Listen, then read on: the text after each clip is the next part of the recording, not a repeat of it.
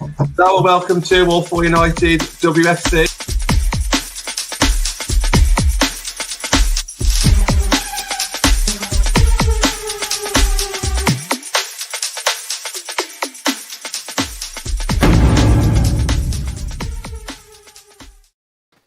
Hello and welcome to All4 United with me, John Foster, MUFC. Got a massive show tonight, 2 hours special. May even go over 2 hours, who knows? Let's just see how long we can go for. Got 9 people on the show today, so people will be dropping in throughout the show. And quite a few people watching already, so drop your comments in. So we've got Natalie, Matt, Amber, Gareth, and Marta all in already. How's everyone doing? Good. Topics for today. Basically, we're just going to kind of sum up the summer, talk a little bit about pre-season games, and then get on to our future. Let's talk about the Reading game and also where we kind of expect to see ourselves in the next season. Hello, Vicky, in the comments. I believe you've got the link to join us at about 8 o'clock-ish. If not, just message Natalie. We'll sort it out. Right then, let's make a start then, Nat. Let's start off with yourself then. So, summer is pretty much started off with a negative, but it's definitely a positive at the moment. I can't see many people moaning at all on Twitter about what's happened in the past. It's time to move on. And I think ever since Mark Skinner's been here, we have moved on, haven't we? I think that was pretty much the shift of mentality, especially on this show. And I'm not too sure about fans abroad or anything like that, but definitely on this show. What are your thoughts on that kind of shift of mentality? Yeah, to be honest, I think it's right. What can you do now? There's no point crying over spilt milk. Let's move forward. It's still sort of, talking to a journalist recently, it's still sort of the similar team.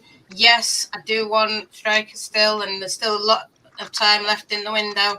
I know it's only like a couple of days, but, still something could happen. I doubt it will. Villa's I just read from Emma Sanders, Villa are making 3 signings. So there's business still to be had.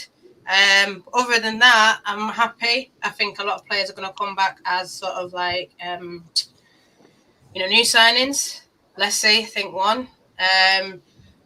But I'm happy. I'm happy with what we've got in. There seems to be a lot more depth. I think from watching, it was only 1 game, and from watching the preseason, it was a lot better. Style of play, more fluid, more sort of felt a bit more attacking. It was sort of at times, I've seen people say boring, but I think it's more the way they built up, the way they were passing, trying things, shooting from outside the box. It's just totally different kind of style of football I think we're going to watch. I think that's no disrespect to Casey, because obviously her's got results. Against the big teams, we never really lost by one-on-one goal, apart from towards the end. One thing probably she sort of knew she was going, but when she was there and she was committed, we never really lost by much. So that's something that he's going to have to recreate and then better. But I'm happy. I'm happy with what we've done. It's not going to be perfect, but for where it is at the minute, it's all right. Matt, I was going to go around clockwise for the time being until we start getting some conversations on, but Nat has kind of ended it there, saying he's happy. She's happy with what he's done. What are your thoughts on? Obviously, you as a Skinner fan before we actually joined the club. What are your thoughts on how quickly he's kind of changed the mentality around at the whole club? Yeah, he's done it pretty quick, hasn't he? I think the word stability for me springs to mind. There's a lot of panic when he came in, a lot of people sort of concerned and wondering what was going to happen. But listen, he's come out so far, he said the right things. He's made a couple of changes tactically and sort of the way we play, like Natalie mentioned. But, so far, so good. I think now everyone's just waiting to see what happens during the season. Now, can we put those words into action? Can we go places? What we're going to do when we get setbacks? How do we react to it? How do we keep our cool as fans as well? So it's going to be interesting for me. But yeah, I think, so far so good. I would like to see some more signings coming in. Not convinced it'll happen, but, I suppose there's always January for me that we should definitely be looking to bring people in if we're not going to do it, sort of now. Matthew says that you don't feel comfortable, you don't think that we'll bring anybody in. Can you see anyone maybe going out on loan at the last minute, maybe? I'd like to think a couple. I could probably think of, a couple of people that need a loan, mainly development players. And certainly for me, somebody I mentioned the other day is there might be, in my view, and this ain't happening by the way, there might be one person that could leave that has played one pre-season game. We've got that many fullbacks, so I'm sure, people don't need to guess who there, but who knows, she might stay. But I would like to see a couple of development players get loans, get Chloe Williams a loan, get Maria Edwards a loan, and let's get them in proper football rather than development football for me. Over 20 people watching, please hit the thumbs up. Hit 2 thumbs up if you can, if you want to see more of Amber. So Amber, thank you for joining the show. I know it's been quite a while because of one reason or another. We have missed you. For anyone who hasn't seen Amber on the show, Amber does a lot of stuff on our Twitter and Instagram that you may not be aware of. So Amber's definitely one of us on All For United. She was here pretty much from the start. In fact, Amber was on our very first episode with me and Natalie back on September the 18th last year, which smashed over 1,000 views. Welcome back, Amber. How are you keeping, mate?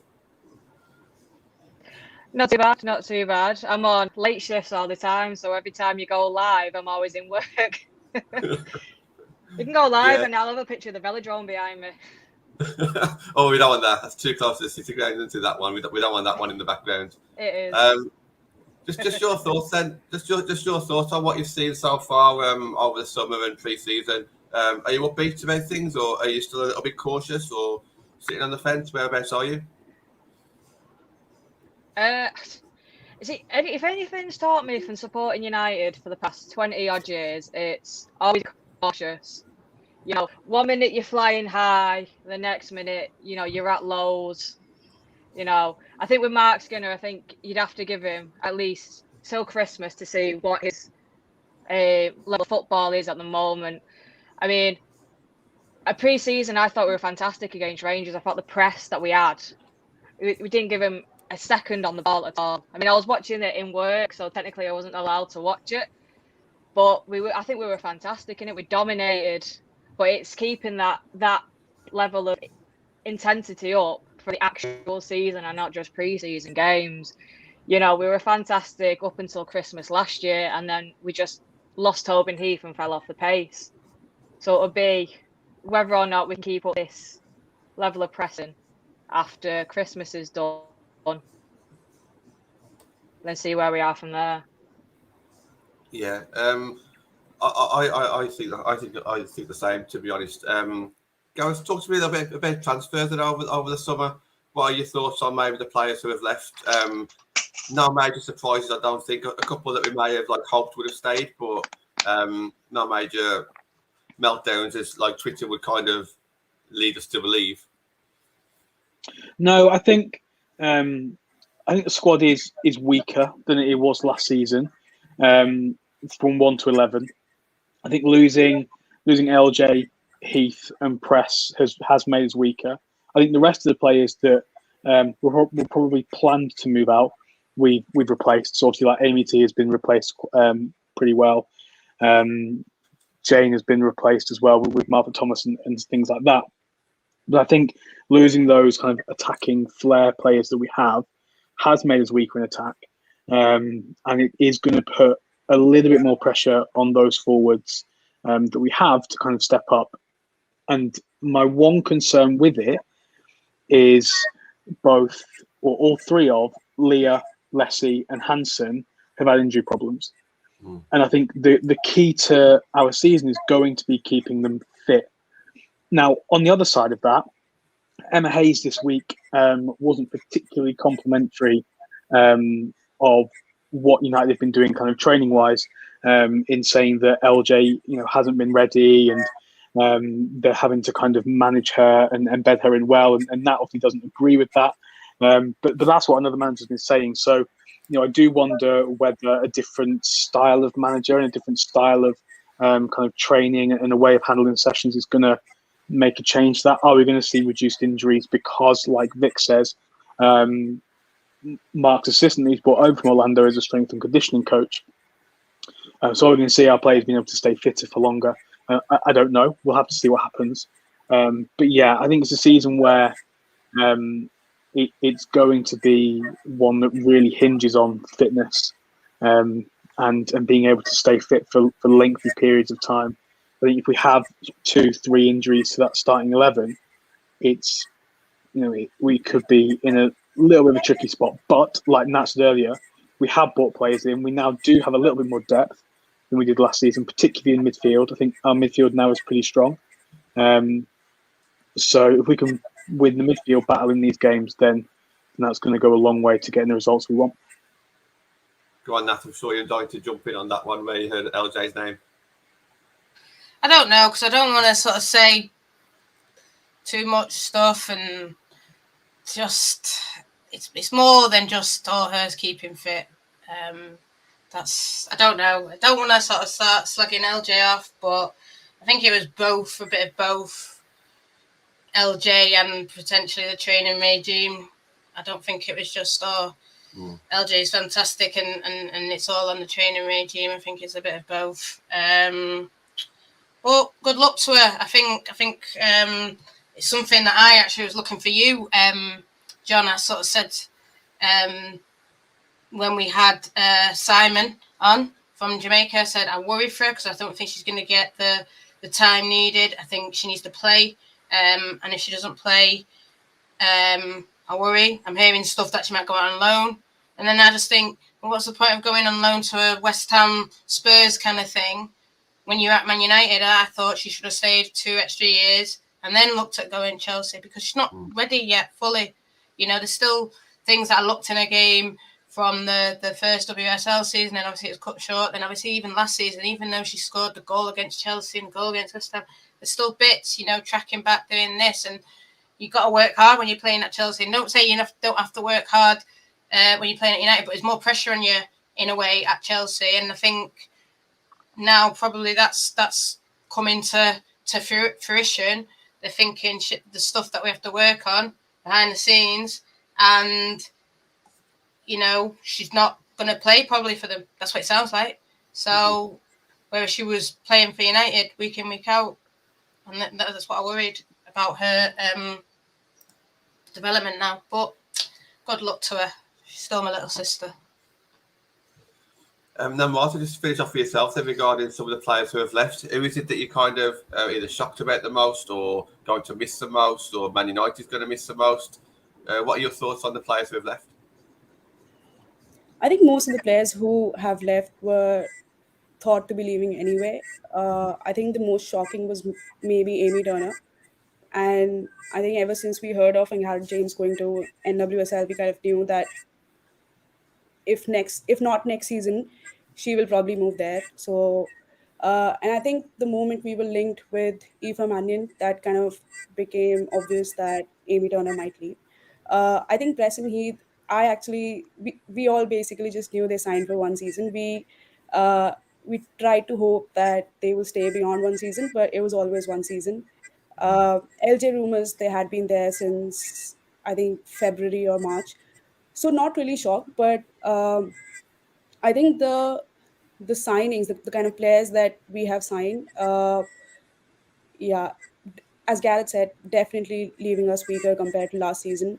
I think uh, it's not just last season, but I think every season the script is kind of the same. We start really strong, we reach Christmas on a high, and then we start losing matches, players start getting injured, and teams kind of figure us out, and we become really predictable.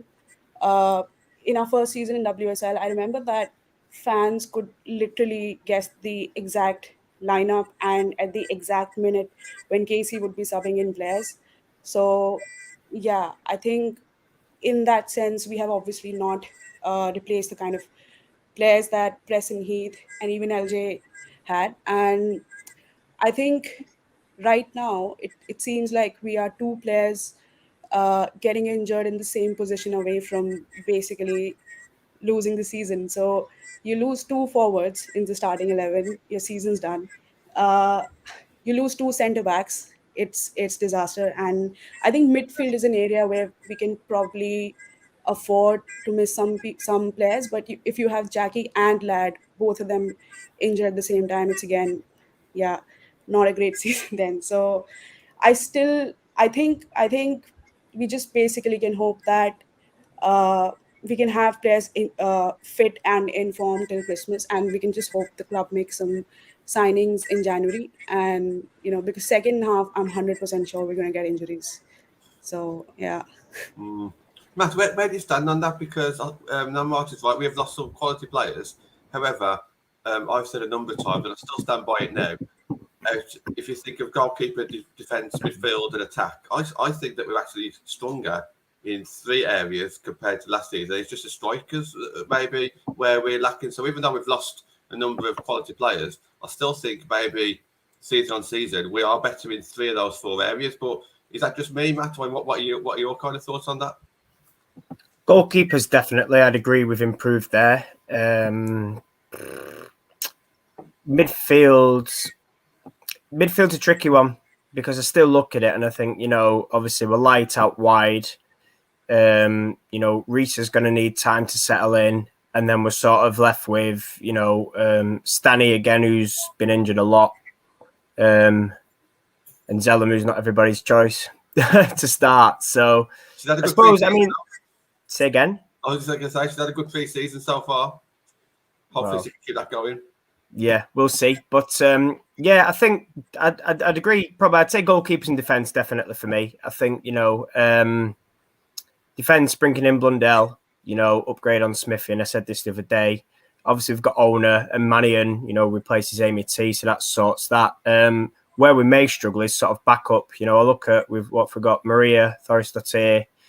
Not massively convincing last year. This year, she's going to have to up a game. Who else we've got? Smithy, obviously, again, injured last year. And then Martha. So in terms of sort of backups, again, should one get injured, similar to what Namrata was saying in midfield about, if we miss Jackie and we miss Lad, what we're going to do in defence. So I don't know. It's a difficult one. Obviously, Tara Bourne got loaned out. She needed that. So again, that's sort of another defensive-minded player missing. So we'll see. For me, I wanted Kennedy. She didn't come. And I still think, a centre-half, a spare centre-half would be ideal. I don't think it'll happen.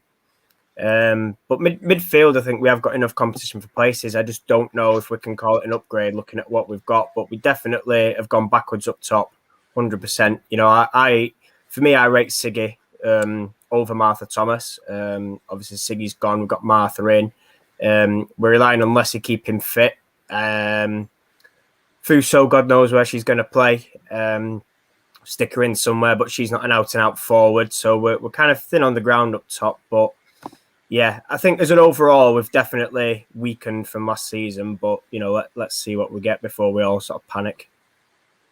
Go, just bring you in on this one then. Regarding, we've only brought in 5 players. Do you think that was possibly part of the plan because Skinner was kind of announced quite late? So do you think maybe as soon as Skinner came in, the board said, look, let's see what you got first, and then come January, we'll invest a bit more then? Or do you think it's just a bit of a, no, that is all you're going to get? You got 5 players there, we'll go again next season or next summer? Or what are your thoughts? Do you think there's a strategy there why we've only brought 5 players in and we are lacking a little bit of firepower? Yeah, but I also think that signing sort of 7, 8 players isn't necessarily a good thing either.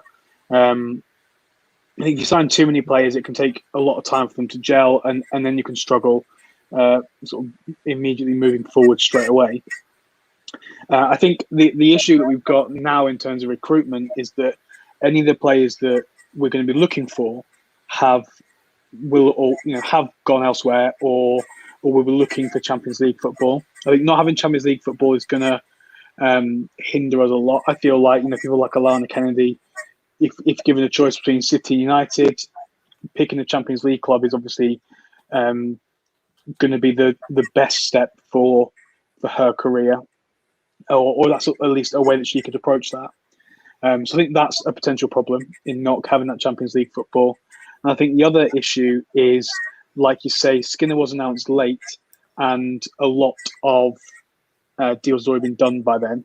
And even deals, like Kennedy, probably were sort of in the final stages of being completed before they were announced. So, we know that deals get done May time, signed and sealed, and then it's just a case of waiting to announce them. So I think that was potentially an issue as well, in that, you know, the players that potentially we could have wanted to bring in had already signed elsewhere. Rebecca's in the comments just asking about WSL predictions. We'll do that towards maybe the second half of the show. We're just going to try and cover maybe our summer and pre-season first, and then go on to our future shortly. Amber, Tomorrow's show. Sorry, yeah, it's a double whammy, bank holiday special. Amber, talk to me about some of the players that we brought in. Then, who are you most excited to see? Who's kind of impressed you so far during pre-season? Well, I quite like my defenders, and I liked Hannah Blunder when she was at Chelsea. And like I said before, Amy Turner leaving was a massive, massive shock for me. I've even taken her name down on here because she don't play for us no more. But I'm excited. I am excited to see how Millie Turner votes with Mannion in defence. And I've not really seen much of pre-season because unfortunately they always kick off while I'm in work. So I only saw the game against Rangers, and it was all Kirsty Hansen for me. But yeah, I am excited to see how they get on. I'm excited to see how. It's mainly the players are already here. I'm excited to see Russo in the first full season. Hopefully she doesn't get injured. I'm excited to see Leah Gallen, to see Kirsty Hansen. I'm excited to see Jackie Gronan come back.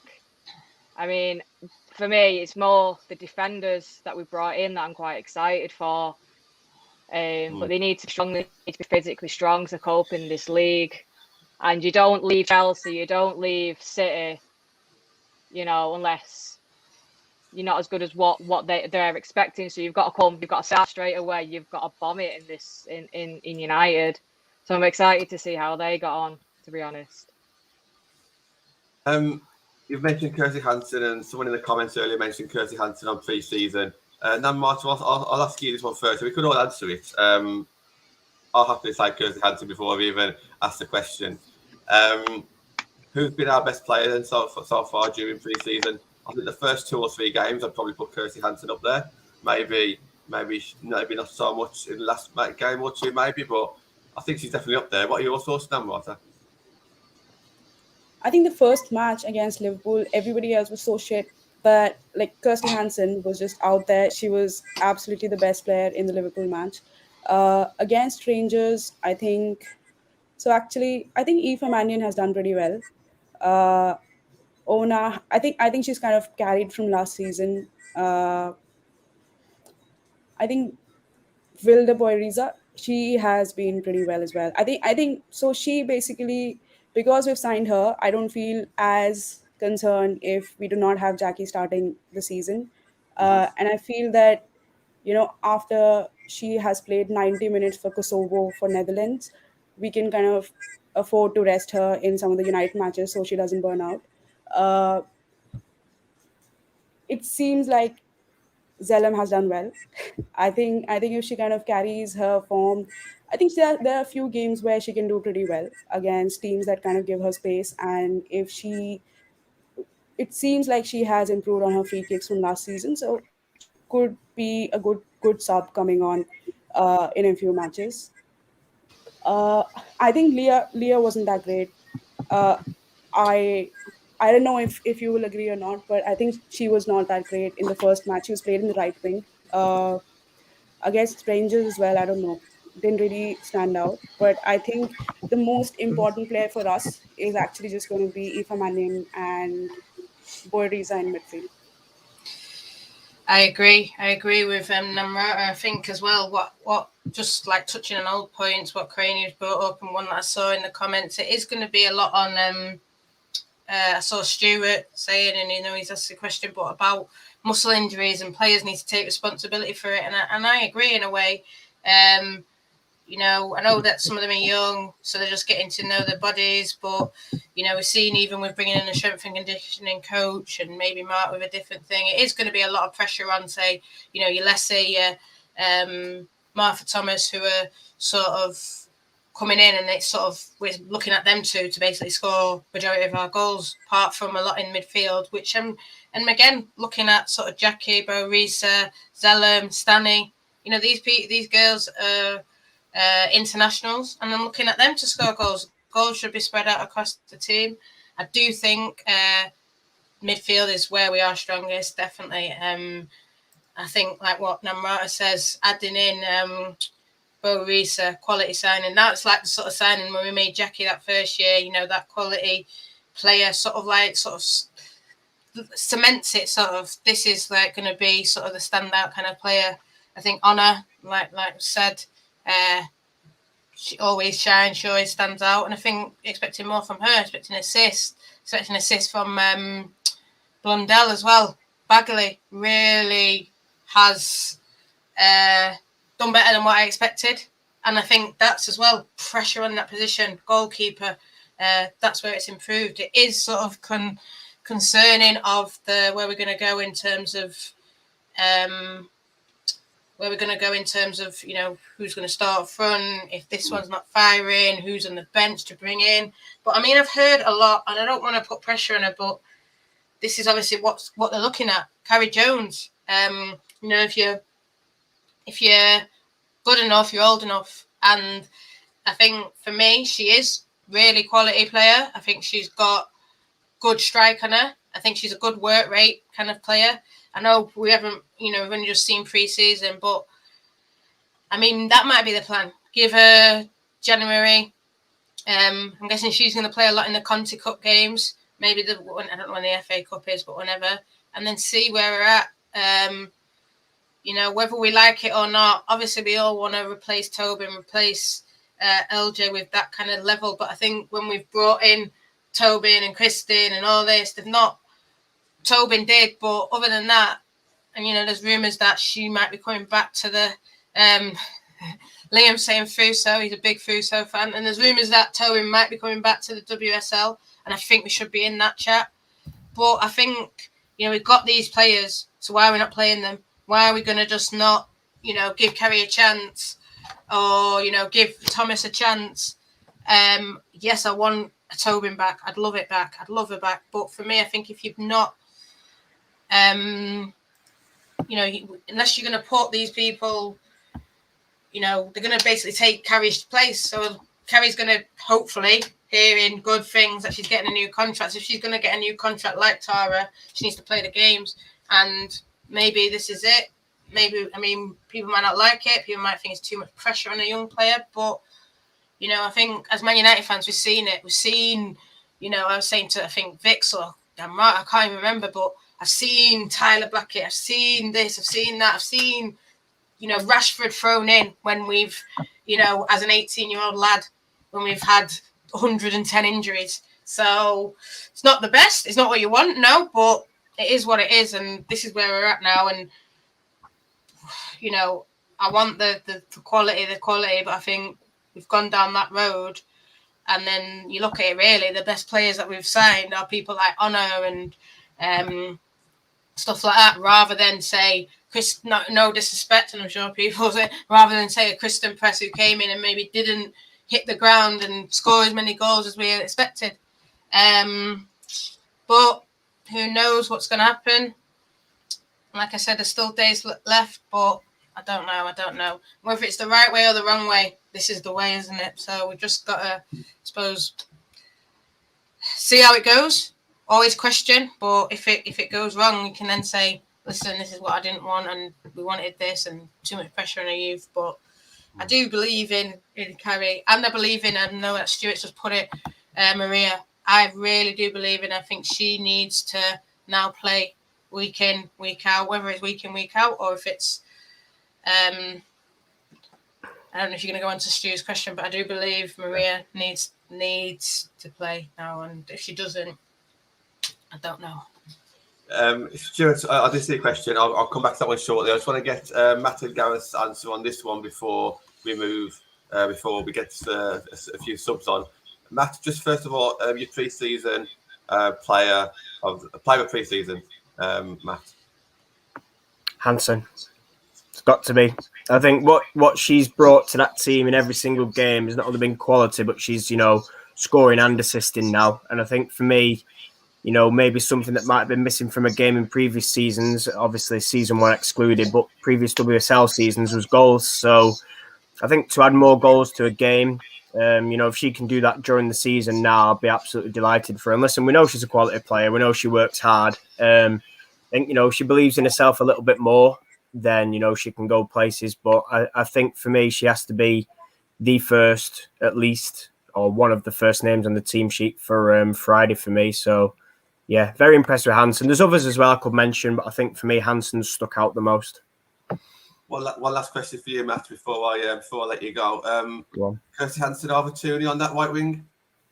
Yes, because Toone is going to be behind the front two, John. Front two? Okay. I'm not having a front one. My thoughts on a single striker, mate. It's a waste of time. Just make sure that you play 11 players and not 12. We know what you're don't worry. I'm second in midfielder. Midfielder gets dropped for 2 forwards. Yeah, Gareth, we just finish this segment with yourself. So you're player of pre-season and also something that you'll be doing on All for United WFC going forward as well. I think Hansen's the obvious answer, so I'm going to not say that. Sophie Bagley, because I think when she signed, everyone just expected her to be a number 2 and sort of push Mary to be better. Whereas I think now we're sat here, and if we were predicting lineups for Friday night, there would be some of us that would put Sophie in over Mary to start with. I think probably include myself in that as well. So I think just for a player to come in and, I rated her when she was at Bristol. It's difficult when you've got a leaky defence in front of you to really show off what you can do. But, she's just come in and I think has really sort of put the challenge down for Mary for that starting spot. And then as regards to what I'm doing in the future, tomorrow, 12 o'clock, my new weekly wrap-up show starts. Matt is joining me as my first guest. So every Tuesday, lunchtime, aim for about 30, 45 minutes, somewhere in between that to fit into a lunch break. We're going to look over the main talking points from the week from the WSL, Championship, National League, so tiers 3 and 4. We'll sort of talk over some talking points from the weekend and look ahead to kind of try and shine a spotlight on some local National League sides for the week ahead. Just some good ideas. Hopefully try and think of a way to get some analysis in there as well. Check it out. Yeah, excellent. Can't wait to see that one, guys. So, everyone tune into that new show at 12 o'clock on every Tuesday. Awesome. We're going to make a couple of subs then. So, Matt and Gareth, I believe that you're going away now to actually pre-record that show. So, thank you for joining us. And I'll bring in a couple of new people as well. So, Matt, Gareth, have a good night and we'll see you soon. See you later. Cheers. In a bit.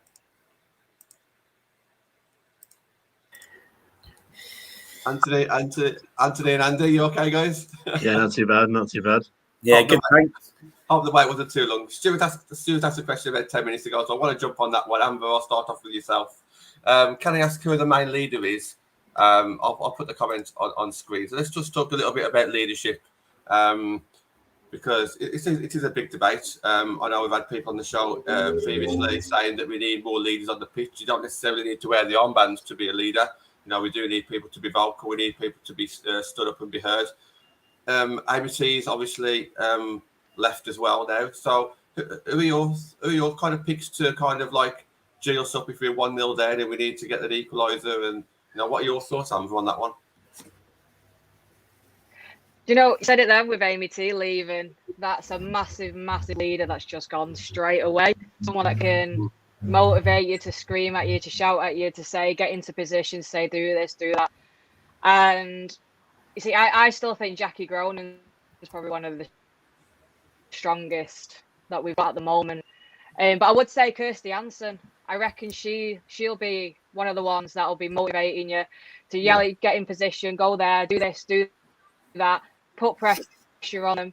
And Jess Sigsworth, I would have said she would have been a fantastic leader as well. Just her presence on the pitch, because we got rid of quite a few. Tobin Heath, we got rid of so many strong voices that they're quite hard to replace. But I think Katie Zallam's going to step up this year. I believe. I think she's going to really step up because of everything that happened last year, and because of how much people turned on her last year. She's going to think, right, they think I can't do this. They think I can't be a captain. She's going to step up and she's going to be arguably one of our not best performing players, but the best to motivate the players to keep them going, to be a proper true captain. I think Millie Turner will step up as well. Who else? I think Amy Mary Earps. I reckon she'll do it as well. She's got that strong presence. She had it last season.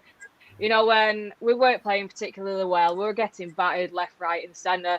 Someone's taking a shot. It's gone straight at her. She picks it up and she's out there. She's yelling left, right, and centre. She's telling them to do the jobs, basically. Just go out there and do your job. So I reckon she's going to be a big personality. And then I think it's just them at the moment.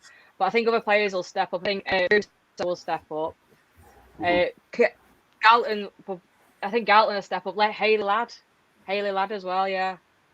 So I think there is quite a few that you wouldn't expect. There's quite a few that could be leaders. There's quite a few, but it's whether or not they can step up and they put that shirt on. It's easy to say it off the pitch, but it's all about being on the pitch and doing it when you're on the pitch. Yeah. Andy, I'll bring you in. First of all, Kirsty Hansen's name, this is basically turning into a Kirsty Hansen show, but that was one of the first names that Amber just said. So I just want to get your thoughts on Kirsty Hansen, the fact that she's gone from like almost very little confidence, very quiet in that very first season, to now having fantastic fans behind her. Everyone in the comments is saying Hansen either player of the preseason or Hansen first name on the team sheet, Hansen our right winger this season. And they were saying Hansen potential captain, if not this season, maybe in the future, or some sort of leader. Talk to me about Kirsty Hansen, Andy. Yeah, I mean, I was just aware that I was nodding my head off massively when Amber was talking, because there's a lot I was agreeing with there. I think I was shocked when I saw her against Liverpool, and she was almost like she was at a different speed. She was at like 1.5 speed, and everybody else was, was sort of at that speed. And and I think, being involved with Scotland's probably going to help. She's maturing in that with them a little bit. She's got a bit more scope with a bit of I think she's got a column with obviously one of the local papers in Halifax. I think she's looking a bit more maybe together as a person as she grows up a little bit as well, and that's going to be shown on the pitch. Again, I can't agree with Amber more really. I've seen her. I haven't been to the game yet, obviously with Rangers, but I've seen her. On being vocal. I think she would definitely be the player of the preseason for me as well. Not to create, as you say, like a Kirsty Hansen loving show, but I would actually say second place would be Katie Zellum, and I personally have, raised big questions about her because unfortunately when she got COVID, she seemed to fall off a cliff, and I had an old-fashioned view about you have to be you have to be first on the team sheet if you're a captain. If you're not first on the team sheet, then there's going to be a question mark there. But definitely with a new manager, and so it feels very new, very fresh, doesn't it? Even though we've only seen Skinner for a short period, I think she's playing really, really well, and she's shone enough in the most recent two pre-season games. And actually, I think she's telling everybody wrong and proving everybody wrong, and I think that's great. She's definitely winning it back. But no, I think I think Kirsty might be a good vice captain. She's an original as well. I know that shouldn't really, it's more emotional for us than anything else, but it's that background of the team, and I think we're getting quite a nice spread of ages as well now, because your leader doesn't necessarily mean the older person. The other name that I was thinking about was Honor. Just a few little things even off the pitch that tell me that she's gelling people up. So I think to be honest, they are gonna become more obvious as we go into the first few months of the season. Yeah, 100% agree with, I suppose, in the names. And I think we had that show, John, and I know you touched on it, but, it's not about who wearing the armband. Everyone should be a leader. I know some people commented that everyone should be a leader. And the names that were mentioned, Mannion as well. I think the way that she sort of bosses the defence, I think what we have seen it, the way she's telling even Millie, go here, go this, do that, driving forward the ball. That's sort of one where I see answering back Stu's question, I hope he's still there. But that's one I say if we do go down, right, I'm grabbing the ball, come on, boom, let's do this. Or if it's a 0-0 and there's 10 of them and we're trying to attack, her driving forward. But like you said, Honor driving forward, Blundell was driving forward in the Rangers game. I think, yeah, everyone's saying Hansen's season, and she's benefiting now. She's learned a lot. You know, we will miss Tobin. Tobin was that one, you know, when we were 2-0 down. But remember, Hansen scored the second one as well. And then I think, was it Hansen who nearly scored again? Can't remember. But I know that someone nearly scored again and they cleared it off the line. But, you know, she came on and changed the game. And that's, I suppose, what she had to get sort of used to in a way last year. She was that sort of super sub kind of thing. Whereas now I think she's going to be the one that we're going to be expecting the goals off. And, you know, why shouldn't we? Her and Leah, you know, expect at least 6+ goals off them. You know, wingers, you need to score goals, you need to get assists. And I know a lot of people are big on, what's-her-face, Thomas. And these girls need to be putting them balls in the box so she can score. And I'm sure they will. And, you know, and I know a lot of people are saying Staniforth, she even told us when we went there, you know, to see off Casey, she says, I'm going to get a lot more goals, I'm going to get a lot more assists, and she in pre-season, she's showing it. So, you know, it is, you know, we're talking about all this kind of thing, and oh, who's the leader, oh, if this happens, what happens, and if this happens, what happens. But listen, that's it. The players have to take responsibility now. You know, Casey's not there. I don't think this guy's going to sort of sit and say, I don't think he'll throw them under a bus, but, you know, Casey really protected them. Oh, don't worry, don't worry. No, worry. Worry because you messed up, not in a horrible way, but if you don't score goals, you know, your job is to score, and I think that's what he's more going to do, sort of say, there's all the tools, go out and do it and take responsibility for your performances and what happens out there. And, you know, he talks a lot about entertaining the fans, and for me, I'm entertained when we win. You know, it'll be 1-0, I'm entertained, mate. Yeah? And I think every United fan is like that. That Wolves game was boring, but I'm entertained, we won. Who cares? Take them 3 points, go home. And, you know, obviously we don't want to just go and just win 1-0 against Reading. I know we're going to get onto that, but we're entertained when we win. And I think the girls know that more than anyone. Win. Doesn't matter, just win. And I think that's what's going to get you Champions League spots, winning.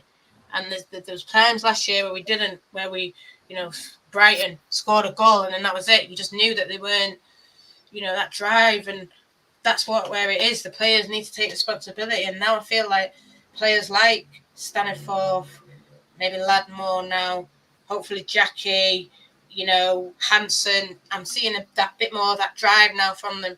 Because maybe it's because, Casey isn't there. And in the first place everyone would look would be Casey, this and that. Whereas I think Skinner, I think they still will look at him, but I think maybe he might get a bit of time. Everyone knows what's going on, and you know, it's time to change that narrative. Like we said at the start, change it from this negative, all this is happening, to bang, we're Man United, and yeah, it might not be winning the league, but we're going to be doing this, and we're going to be shaking it up. And you know, if we can get to a cup final, top 3, that's all we want. You know, that's all we want. We just want to be winning games, you know. And I think the fact that everyone's sort of saying this and that, we're finished, that should be enough drive for you to just do it and just prove everyone wrong. And if it's not, then maybe this isn't the right club for you, but everyone go on. I think the other thing about the leader is I think we're going to get more of a leadership in the management team as well. I mean, you know, I'm not knocking Casey, but we'd go behind the Canwood pan to Casey and should be frozen. Literally frozen. And I know they can't really show emotion. They can't really go, oh shit, like we would. But I think it was a bit more than that. There was a little bit of like, right, you know, I don't know, you know. And I think it's, I've not seen very little of Skinner so far, obviously, but I've seen him when he was with Birmingham, and I think he's going to be very good at in-game changes. You know, I'm not talking about half-time, I'm not talking about setting up or the end of the game.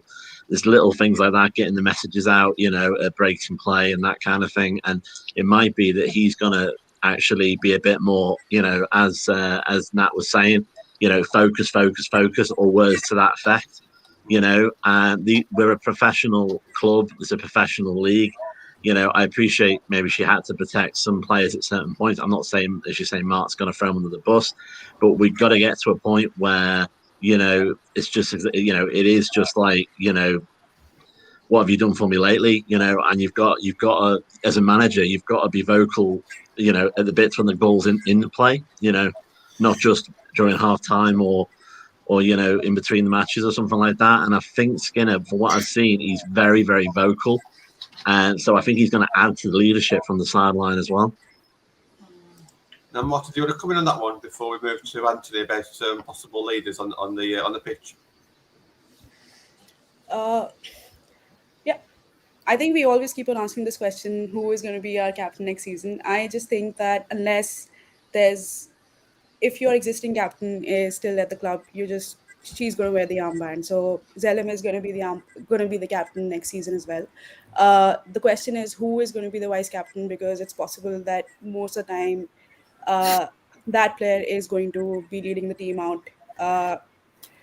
That being said, I think Nat said that in a previous podcast, but you don't really need an armband to be a captain. I mean, Bruno, from the day he arrived at United, he has been the leader on the pitch. Cavani has been the leader on the pitch, and I think basically, if you look at our team, the kind of energy, the kind of body language, we might be winning 3-0, we might be going 0-0, or we might be losing 2-0.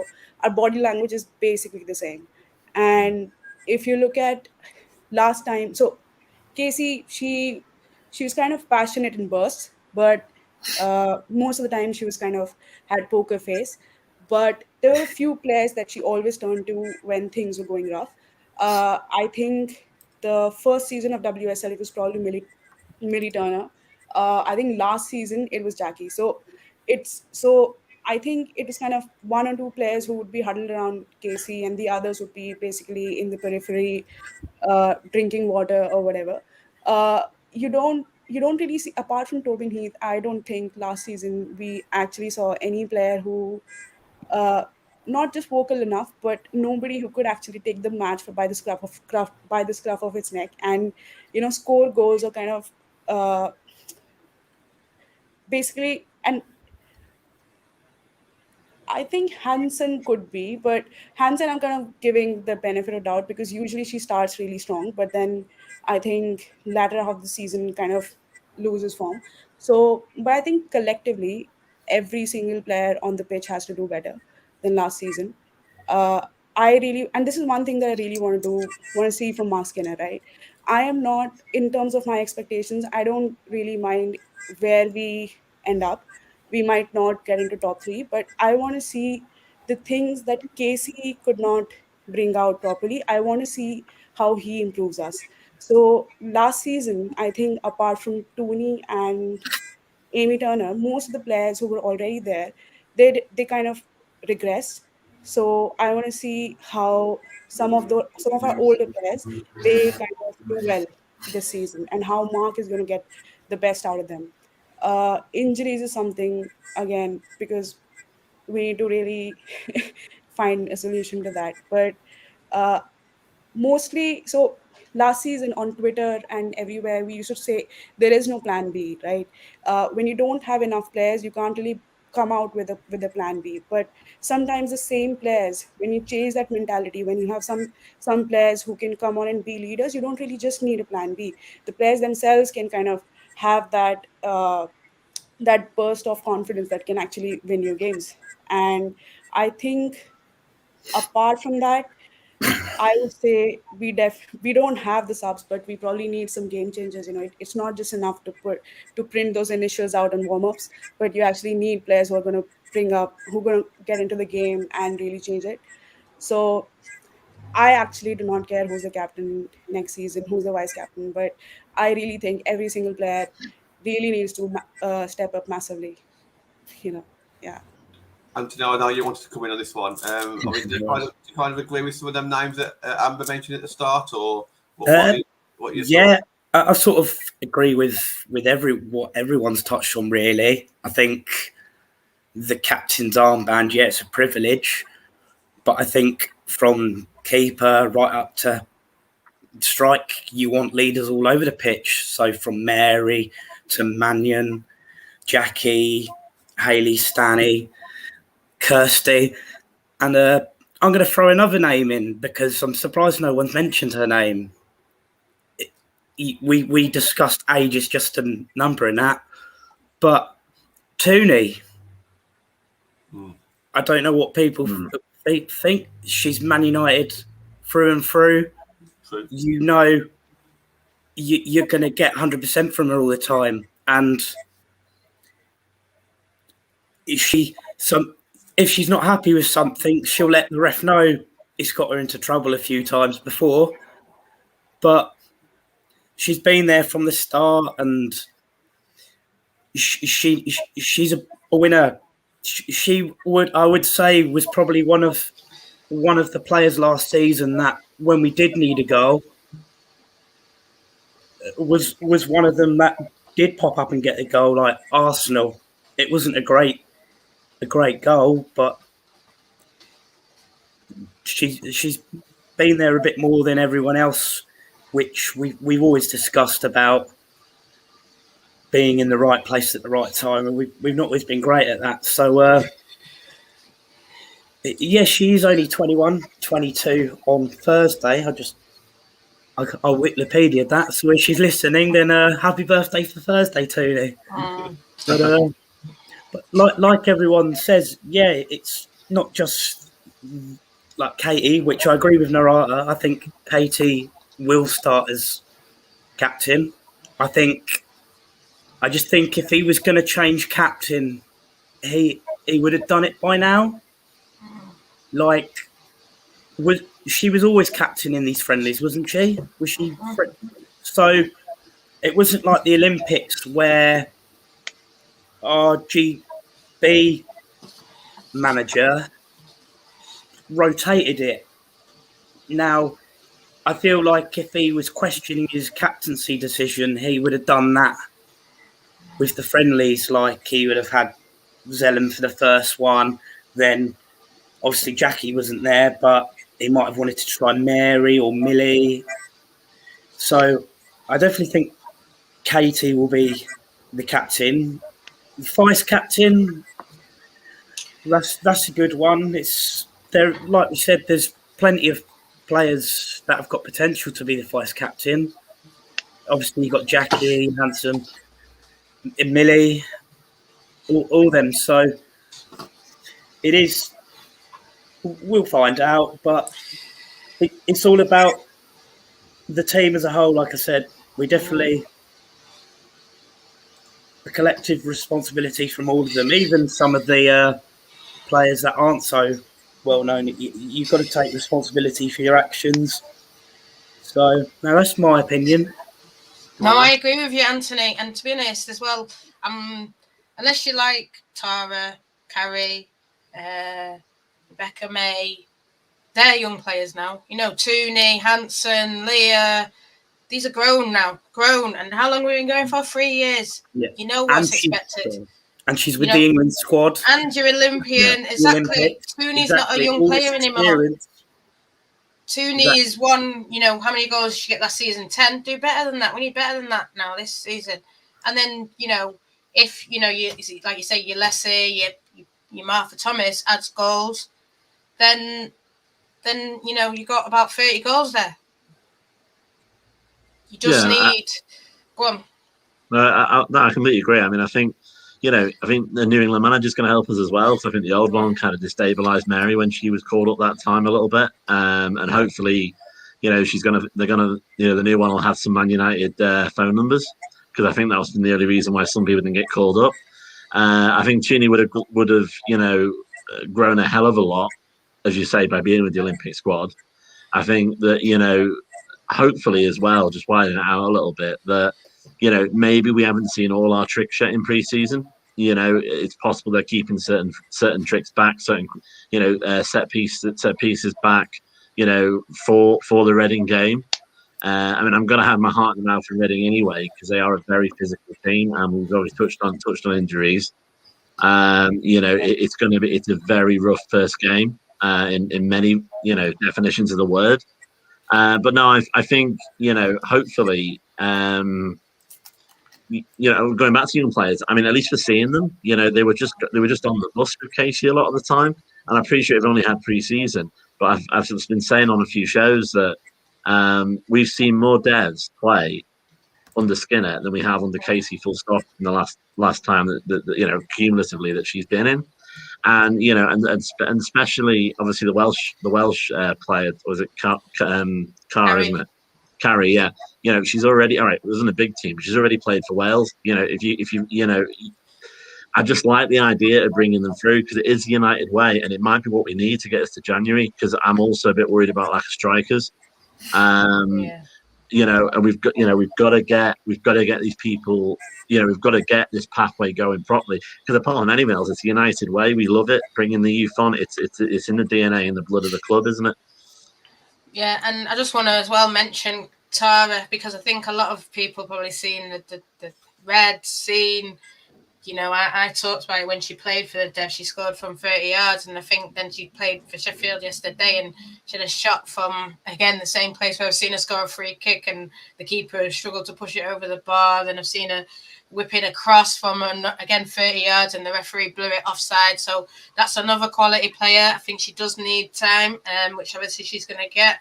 I just want to say something to MGIV 19. I'm not saying Toone should be captain. I'm just saying that Toone can be looked at as a leader. Toone can be looked at as an experienced player now. She's been playing with us. This will be her 4th season. Last season, she was our top goal scorer. Why can't we expect the same goals, if not more, from her again? And, 22, I think Anthony said, she's an Olympian. She wants to, and this is what a lot of these girls, Millie, Zellum, and I hate that this is what they want to do, but this is the way it is in women's football. Blundell probably, Mannion, they all probably want to play in this Euros. Go out and do it, because I'm sure they wanted to all get picked for the Olympics. Yeah, it was a smaller squad, but if you don't do it for you, Toone got picked for the Olympics because she was out there scoring goals and creating chances and making assists. Yeah, it was a backup, but that's why she got picked, because she got 10 goals.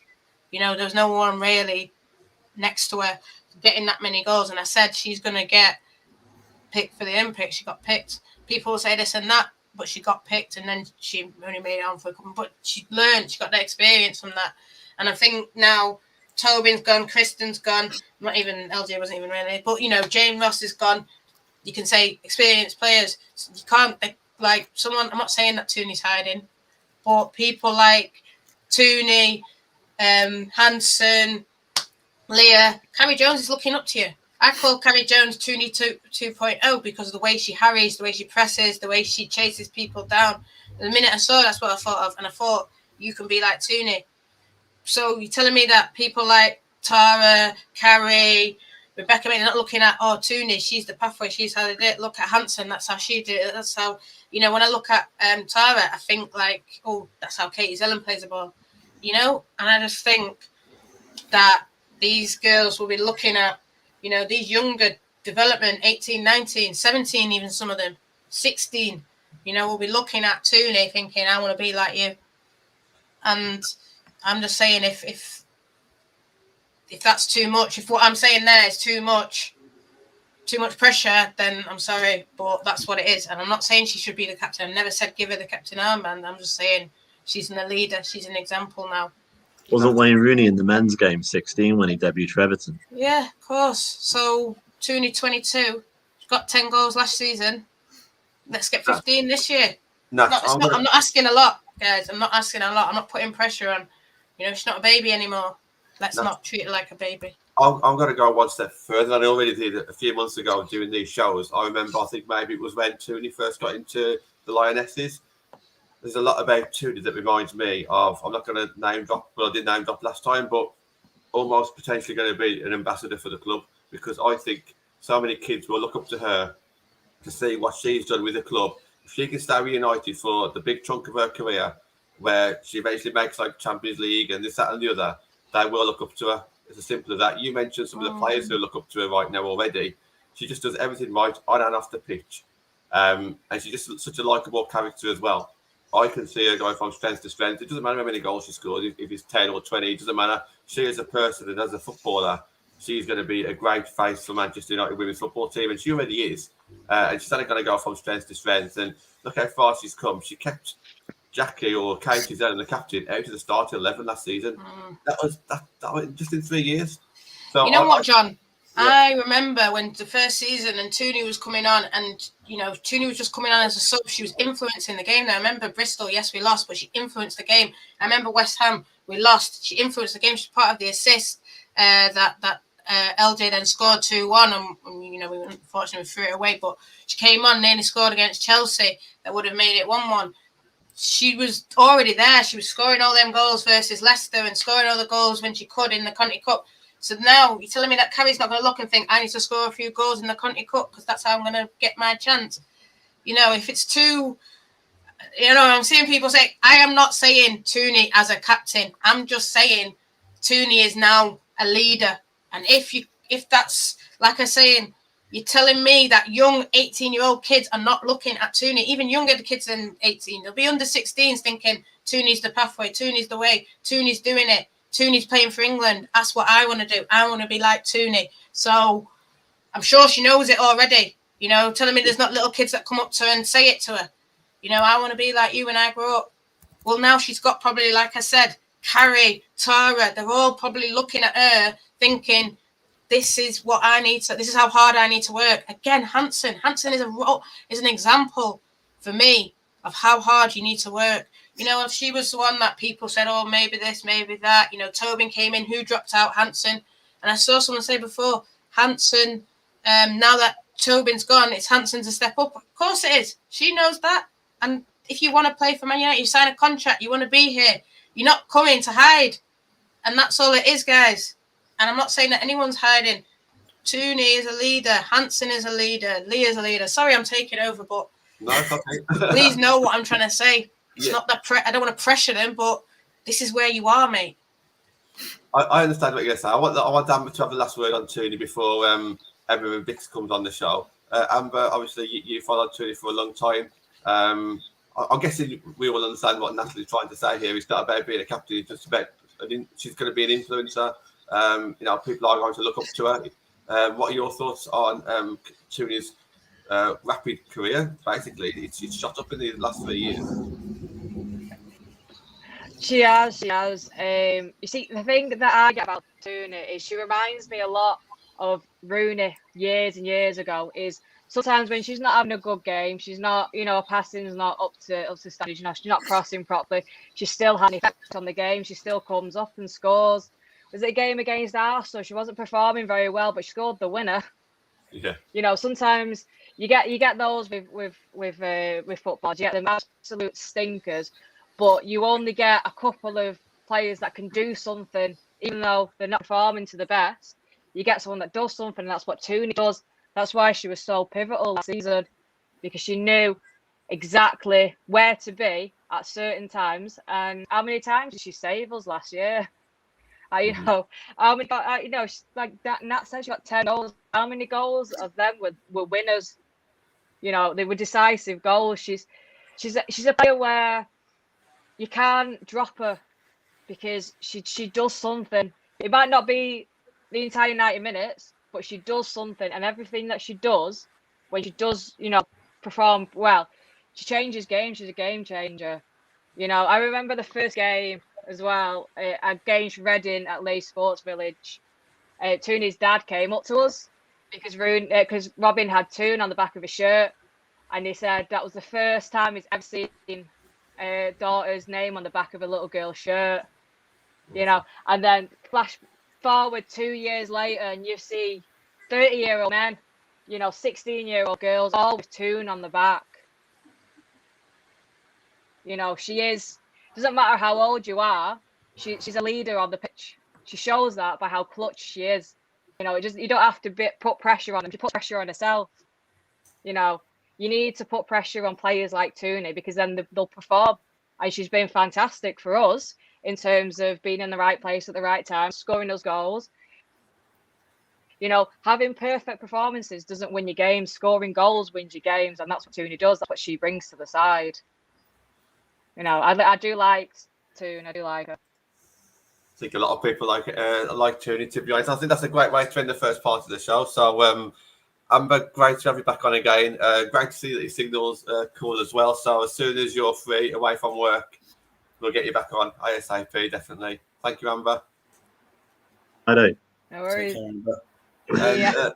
no, Martin, I know it's late where you are as well, so I really appreciate you staying up as always when you're on the show. So thank you, and hope you enjoy the game on Friday, whoever you're going to be watching it. And You'll hear me and Anthony shouting at the ref. We'll practice in. Some things won't change. Got to make up Nat's noise as well. Oh yeah, shit. Yeah. Thanks for having me, guys. Thank you. Hope to be here soon. Bye. Awesome, thank you. Welcome back, Emma. You okay? Yeah, I'm all right, thanks. Good stuff. And Vic's first time on the show. How are you? I'm all right, thanks, Joe. Good to see you. Vic's always in the comments, pretty much every show. She's been with us for a very long time, so we really appreciate you coming on. Thank you. Anthony, let's start the show. Let's do something a little bit different then. Let's start looking at the season ahead then. So we've been looking a little bit about the last 3 seasons. We've looked at the summer, we've looked at pre-season. What are your thoughts going into this season then? Have you got any expectations? What do you think we'll see? What would you like to see? Well, I'd like to see us win the league. But me being realistic, I think, we've got a bit more depth, especially in that midfield. But we've talked about the forwards already. We've got 3 forwards. Russo's been injured. Fuso's hardly ever played. Martha Thomas is just a replacement for Siggy. I haven't really seen Martha Thomas play, so I don't know if that is an upgrade to Siggy or about the same or not. So I think with what's happened in the last couple of months and that, I don't know if obviously I think we've gone back a little bit. I think teams like Everton and that, they're getting some good signings in. So I definitely think between 4th and 5th, it's going to be a lot closer. My main worry, though, between Chelsea, City and Arsenal is Arsenal have improved. Now, I'm worried that gap's going to grow again. Like, it was only 1 point last season in the end. Kim Little scored like a 96-minute penalty, unfortunately. Otherwise, we'd be talking about Champions League football. But I just want us to have a different plan. Like, if things aren't going right, change it up. Be brave to make these hard decisions. If someone's having a bad game, whether it's Zellum or Russo, don't bring them off if they're not performing. And I do feel like when we had Casey, I do feel like she was a bit, what's the word? She was a bit on the seat, didn't change things. On the edge of a cooler. Yeah, as quickly as you could do. Like, the fans could see that, we could do with this change, this needs to happen, and we could see it. But I feel like it took her a while to actually go and make them decisions. So I'll take 4th again. First, second, or third. If you know, football's a funny game. You look at Leicester City. No one would have had Leicester City to win the league back in 2015, 2016 now. So if we keep all our players fit, then who knows? Anyone could beat anyone on the day. Look at Leicester in the FA Cup. We threw that away. We gave that to them because sloppy mistakes. It was a bit like yesterday's game against Wolves. If it wasn't for Tahaya and Wan-Bissaka, I think that Leicester game was more Casey leaving than Leicester were better than us, to be fair. Do you reckon that was what it was? Everyone, even as fans, I went there and I was quite open, and I know a lot of United supporters would probably didn't like what I said, but I went there. I didn't care about that result, and a lot of that because I just went there because it was Casey's last game, and that was the wrong thing to say because it should be the club over the manager, of course. But I didn't care. I just wanted to make sure that Casey heard our voices for the last game. So if I thought that as a fan, God knows how emotional the players was feeling on that day. But sorry, Emma, you were saying.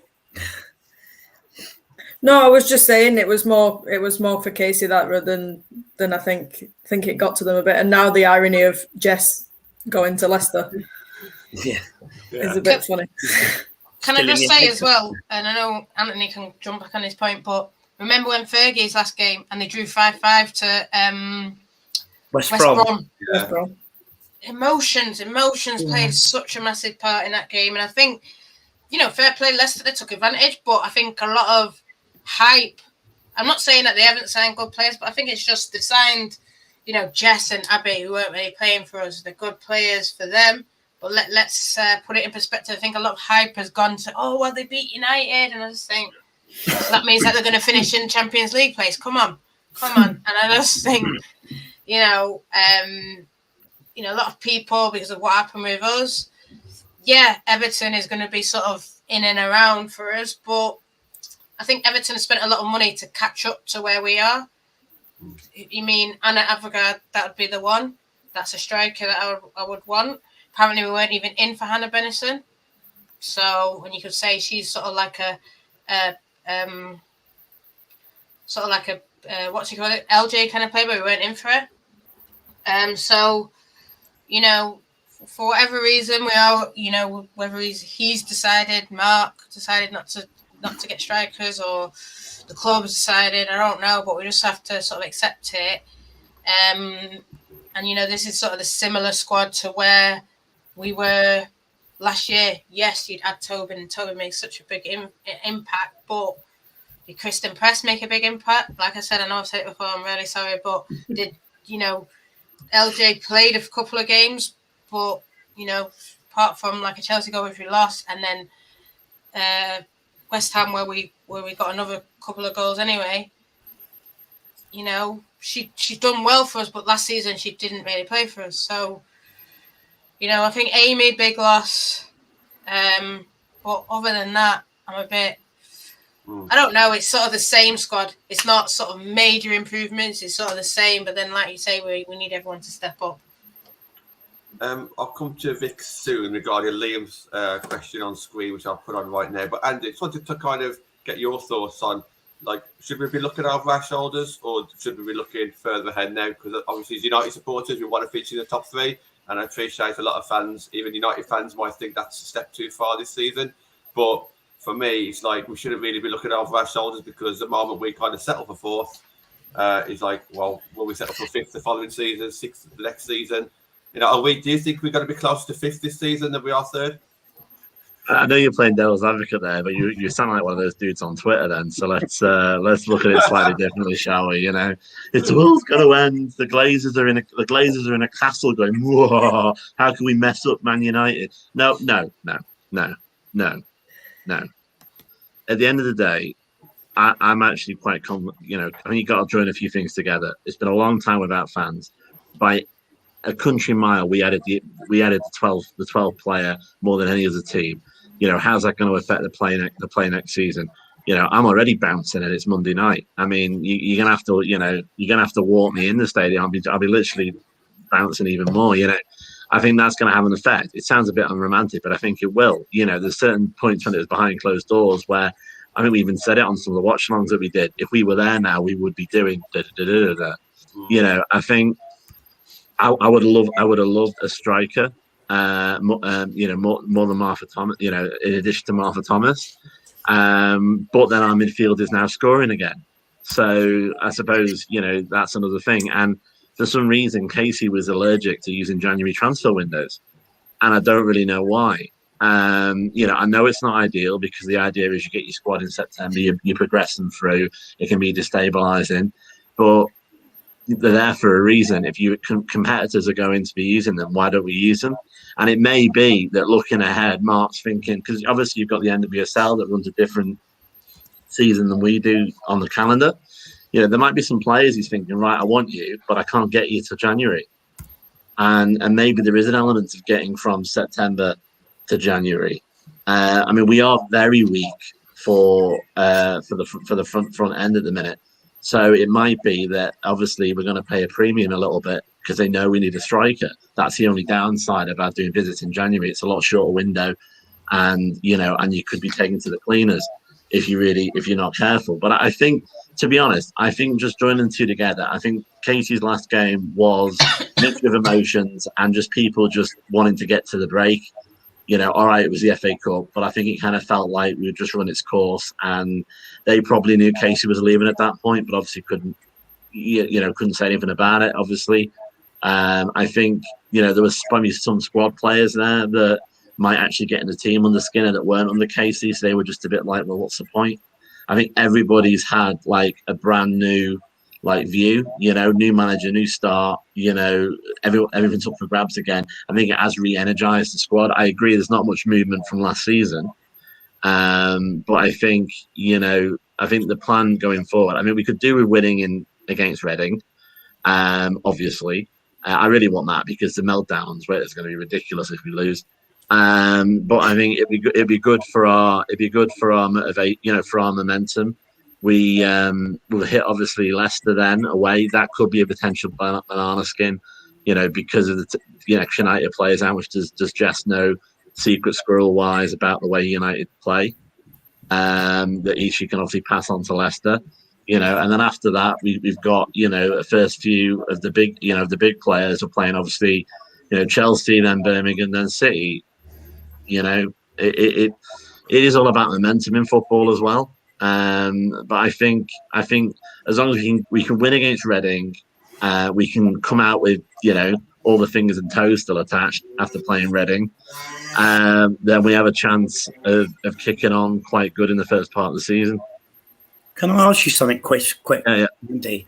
Do you reckon it was a Casey thing why we didn't buy in January, or do you think it was the board telling Casey? From what I've heard, it was a Casey thing.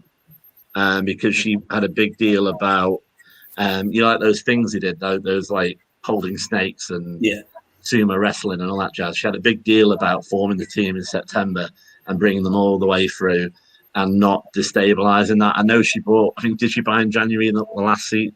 We have bought in January in the past, but it's quite rare, isn't it, for us? And I just think we ideologically shut ourselves off from that. And there's opportunities, especially now. The NWSL is a lot more, it's been renovated, and obviously Skinner's played in it, so we might know certain players. He's thinking, I'll see if you want to come to England. He's going to have that little bit of knowledge. But I think it was, probably the board as well. They're not famous for throwing money at us, are they? But I've heard it was mainly Casey that was like that. But we'll never know anyway. Well, yeah. Let me come back to Liam's question then. Vix, I'll bring you in on this one. Obviously, Reading's a tough team. They're a very strong team. We've had our ups and downs with them in the past. How do you think we will set up against Reading? What are your thoughts on that game? Well, I think we need to come out quickly, really, because in the first game, the away game, we even played Hanson up top, just because we had a lot more pace. With Reading, they're very annoying in that the longer the game goes on, the more stubborn they get. And that's when they can nick a goal. They only actually scored 24 goals last season. But when they got beat heavily, when I look, they tend to, when they concede within the first 15 minutes, it can be like 5 or 6. So I think that's the way to do it.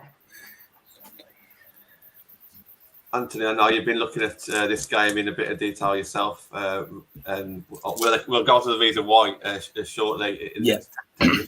But what are your thoughts on this Reading game? Because it's not going to be easy. It's going to be. Well, I think it's like one of the top 3 where we're going to go in as underdogs, but obviously we're not going to walk over them, are we? Well, no, they're a very physical side. I do think though.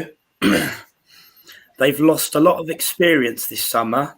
Farrah Williams, Agra James gone to America, Jess Fishlock. So they've lost a lot of experience in there. So I think it will be a bit unknown. Like anyone who has the appearance amount that Farrah Williams did and that you're gonna miss that. I think it will be a physical one, but I don't think they also lost Danielle Carter as well to Brighton. I don't think it will be as hard as some of our games have been in this. That's my opinion. I think I think we're going to have a bit more joy. You know they're going to put the tackles in and that, but I feel with the experience they've lost this summer, I feel they've got a bit of work, and they've got not a big squad either. So I just feel with the experience they've lost, they're going to take a bit of time to rebuild a bit. Yeah. I totally agree with what Anthony's saying just about Reading and about how it's been going. I think sort of maybe when we've played Reading, I think we've played sort of a certain way against them. And I think now potentially Skinner might change it up, change his tactics in the way he plays against them. I think, we've seen with Martha Thomas, the way that she scored a hat-trick against them, it was sort of plumping the ball and just, quick over the top kind of thing. And I think now with her playing for us and Skinner maybe being a bit more flexible, I think we might see that. Whereas I think what we saw when Casey played Reading, it was a lot of building up, going down the wing. So they might be coming thinking, oh, this is how they're going to play. They're playing sort of the similar way to Casey. And he might, switch it up a bit. You might see Manny and just whip a ball straight away. And that's the kind of thing. That's what, like I said earlier, I want to see 3 points. I don't care how you get there, just get there. So, yeah, I think we might see a few long balls and that's how you beat them. Chip in the goalkeeper. She's not the tallest, do stuff like that. I don't know, but I think we've taken a lot more shots on her and stuff like that. That'll be a lot better. And I hope it's a good game, like what Liam's saying. I'm hoping that we will shock them. I mean, it's going to be under the lights. They're not going to be used to playing against. They're going to forget what it was like to listen to us lot going on about it. If we can get an early goal, it can be quite easily the floodgates could open. And I think just taking Anthony's point there, we've got really physical players that we want to use. Down the line, really. Mary is quite stocky. She doesn't get chucked around in the box when there's corners. Ona, Hayley Ladd in defence, basically. Hayley Ladd in midfield. Anyway. What I mean? They're the two, and even Kirsty, I've seen her put the tackles in, and Toone as well. She's quite clever, and I've seen Jackie be quite tactical in relation to slowing the game down and that kind of thing. So I think if we do switch them in and we have that spine of physical players, I mean, as I say, I think we could shock them quite easily, and if we score quickly, it could be a lot bigger of a win than people might even think. I think we might be a shock. Yeah, I think we might get in quite quickly for the simple reason. I have actually been looking at their team today because there's been that many players leave. I was like, Birmingham last season, have they actually got any players left? They have actually only got one goalkeeper, so if she gets injured, they're stuck. They've only got 4 midfielders, of which one is Tash Harding, and I love Tash, but she's not a spring chicken anymore. And then up front, Dan Carter last year, I was her biggest advocate because of everything that's happened with their injuries. I wanted her to get back on scoring terms, obviously not against us, and that never happened. Now, obviously, she's gone to Brighton. Getting Tash Dowie in, and I am the worst fan of Tash Dowie going, I think is a genius idea. She doesn't stay at a club very long. Like the last 12 clubs that she's had, she's been there 12 months, and the only clubs that she stayed at was from Everton going to Liverpool. So that's but she scores the goals, and that's what they've been lacking. But that and Brooke Chaplin, which was their more or less their biggest scorer last season, they've worked together at Everton, so they have a relationship already. But apart from that, all their back line, apart from Gemma Evans, are like under 20, and they've either just been called up for the Welsh squad or the English squad, as in like the youth side.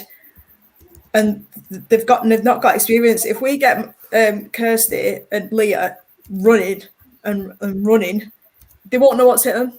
Like if we get on it like we should, it could easily be like 3-0 half time. Easy. Fingers crossed. Well, you know what else Andy was saying? It's the fans. You're gonna be up for it. Sky under the lights. You've got to be up for it. You've got to be. This is the time for everyone to prove their points. I was a bit disappointed when I heard it was 1-1 versus Brighton. I'm not going to lie, and that does sort of semi-worried me. But like what Andy says, they played in front of the fans and they were on it from minute one. Bang, let's go. Let's score goals. That's, they're going to be pushed. I think Reading will remember what it's like, because I remember being against some Reading players and all that kind of stuff. And, I've seen a lot of Reading fan ex-players, and I remember them and them giving me stick, me giving them stick. So they'll remember. But like you say, intimidate the away team. Let them know. They know that what they're coming into. I think everyone in the WSL knows what they're coming into when they come into LSV, especially where it's going to be under the lights, the fans, and that's what they'll be wanting. That's what Mark says I want. Give us that. That will give them that extra 10%.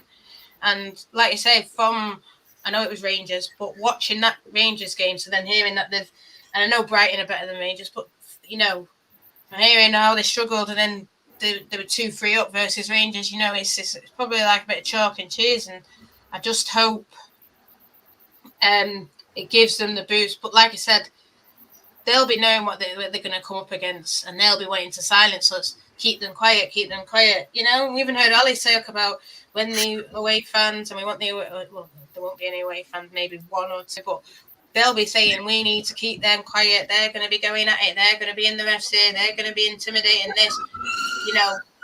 It's about us not keeping quiet. Us keep going for it. Us, putting pressure on the ref. Everything I shout for. Or even if I know it's not a thing, I still shout for a corner. Even if I see it go off Peter's own head, it's still a corner. So that's the kind of.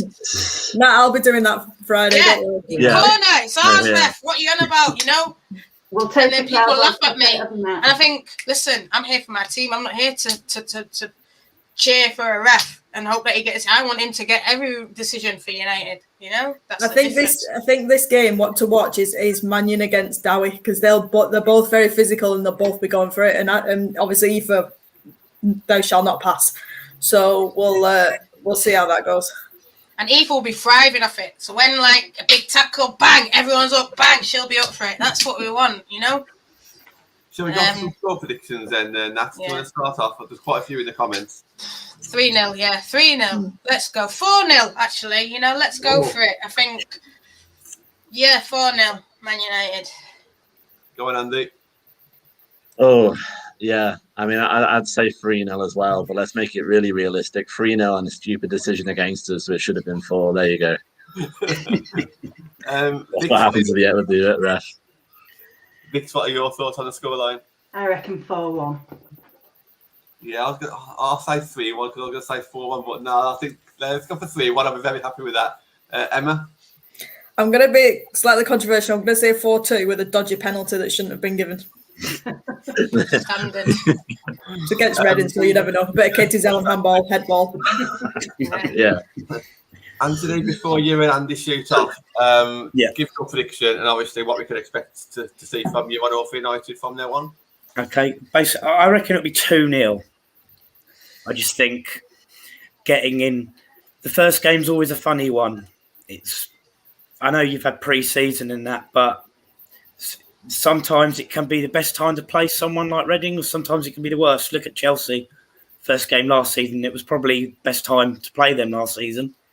So I'm going for 2-0. Now, like Gareth's doing, he's got a show on a Tuesday. Well, I will be hosting a show on Thursdays, which will go out at 5 p.m. And it's basically an odd show, what the experts are predicting. So this week it will be the title odds from the WSL. And then we'll hopefully be discussing, we will be discussing each game. The Man United game will be a bit more in depth, and we'll have a game of the week. So Chelsea, Arsenal, we'll talk a bit more in depth for that. And then we'll discuss the other games. Hopefully I'll have some odds, but unfortunately, with the women's game, the experts don't seem to be quick on this stuff. So I'm praying. I asked for United to get into the Champions League, and they said they'd email me back within 24 hours, and that was last week. So, oh really? I asked an expert when would they come up, and they said early this week. So I'm hoping tomorrow. But then, yeah, basically, and then we're going to discuss. Well, I don't know how far in depth we can go with it. Like me and John discussed about first goal scorer, and that. But I don't know how in depth it's going to be good. There'll be a laugh along the way, and we're going to have our own predictions, and the fans can join in and have their say on every single game. So I'm looking forward to it, and I'm really happy, and thanks John for the chance and that. So I think it's great because you always give predictions, and even when we're live on a Tuesday night, you're always looking at the TV screen and looking at other matches that's going on, because I know that you've always got your eye on some results. So yeah, I think it'll be great to see it. Obviously, everyone can kind of get involved and to see and give their predictions as well. So yeah, we look forward to that one. That will go out every Thursday at 5 o'clock, won't it? So yeah, excellent. Just in time for people to have their tea or dinner, depending on where you are in the country. Yeah. Don't start that, can we? dinner for me. Andy, Anthony, I'll see you both on Friday at the ground. All 6 of us will be there. So we look forward to seeing that. And yeah, absolutely. I'll let you guys crack on and have something to eat and watch the rest of the show for the last half an hour. Thank you very much. Thank you. Thank you very much. Take care. Nice to meet you guys. See you soon. You guys. Whoa, and then there was 4. But listen, I'm just buzzing, mate. I know I can't be there. Well, basically, for anyone who's watching, and I don't know if people are coming in and out, I've got COVID. So my last day of isolation is on the Friday. So obviously I'm going to miss Friday night. That's why everyone's saying, oh, be loud, still be loud. Obviously, still everyone go down. I'm going to be at other games. It's obviously supposed to keeping everyone well. I am well, that's why I've been in here. I won't be sitting here for 2 hours if I was unwell. But, it can get you in any way. Obviously, stay safe, everyone. But, that energy, that's what we need. We need energy. And I just feel like the girls are going to thrive off it. I think that, Reading will be using, again, and I don't think I had it the first time. I've definitely got it this time because I can feel it a bit. But I was going to say, I thought you said you had it before. No, someone's saying you had it before. My housemate had it before. I don't think I had it before because I actually can feel it now. So maybe I did have it before, but I was living with someone who had it. I've been vaccinated and everything, so it's keeping me well. It's keeping me good. I think that's Marty, to be fair, who's saying again. Yeah, it is, yeah. I'm sure she'll say, yeah. But yeah, we need the energy. I think, I was thinking about, like you were saying, the tough tackling and Dowie versus Mannion. But I think if Mannion's got like the 2,000 people behind her, I'm telling you, it's going to be different. And Tash won't like that. She's very. This is why I think she hasn't been at clubs for very long, because I think she's got a certain personality that doesn't fit in, and that's why she got dropped out of the England squad, I think. And there was a whole drama a long time ago where Tony Duggan tackled her now wife on the pitch because they were both playing for Liverpool, and basically Tash nearly broke Tony's leg. And she had to go off, and she was injured for about 6 weeks. And it's like, you don't do that, man. So this is why I think it's going to be a good matchup. Like, none of us are going to hold anything back. So yeah, and that's what I'm so excited about as well. I think a lot of things in the women's game, but I am really excited. And I know Vic's talks about it. I'm really excited for the atmosphere, and I think the women's game needs it. I was watching the Scottish derby, Celtic versus Rangers, and it was a boring match. Rangers, I think, just won 1-0 in the end. The men's game. Yeah, the men's game. Boring match. Hardly any skill. I think a Celtic player bloody missed from 2 yards out, but he missed because the energy of the Rangers, And I think that's what football's about, just seeing everyone shouting and hearing all the noise. And that's why everyone and you see everyone say, I want to go to a Old Firm derby. Why? It's rubbish. But the crowd is everything. And that's what I cannot wait for when we're back obviously Friday night, but everyone making that noise, bringing that energy. Well, this is what I wanted to kind of ask Vix as well. So I can't remember if I'm got this right, Vix, but will this be your first time at Leeds Sports Village? Yeah. So talk to me what your thoughts there. here. Yeah. So I've always been a bit like shy of coming on my own, but obviously with Twitter, you've met a lot of people. But I think with it being the first match on Sky as well, first game back with fans, it's just going to have a lot more energy. I think night matches are better anyway, aren't they? Everyone gets a little bit more. Especially if we play Leicester. Yeah. That's true. Yeah. But I think like there'll be quite a few new people as well, won't there? And I'm kind of hoping Mark will come out and sort of. He seems to in the prior games. He seems to like come on the touchline and perform a bit and get into it a little bit. So I'm expecting a good coat, Casey style. I don't think Mark's ready for. Even though he saw it at Rangers, I don't think he's ready for what he's going to get. No. Which is a good thing, obviously. But yeah, that's going to be without Natalie. Imagine Natalie. Exactly. It's absolutely right. And we said it's after the Rangers game. He came over. He seemed very happy with what he saw.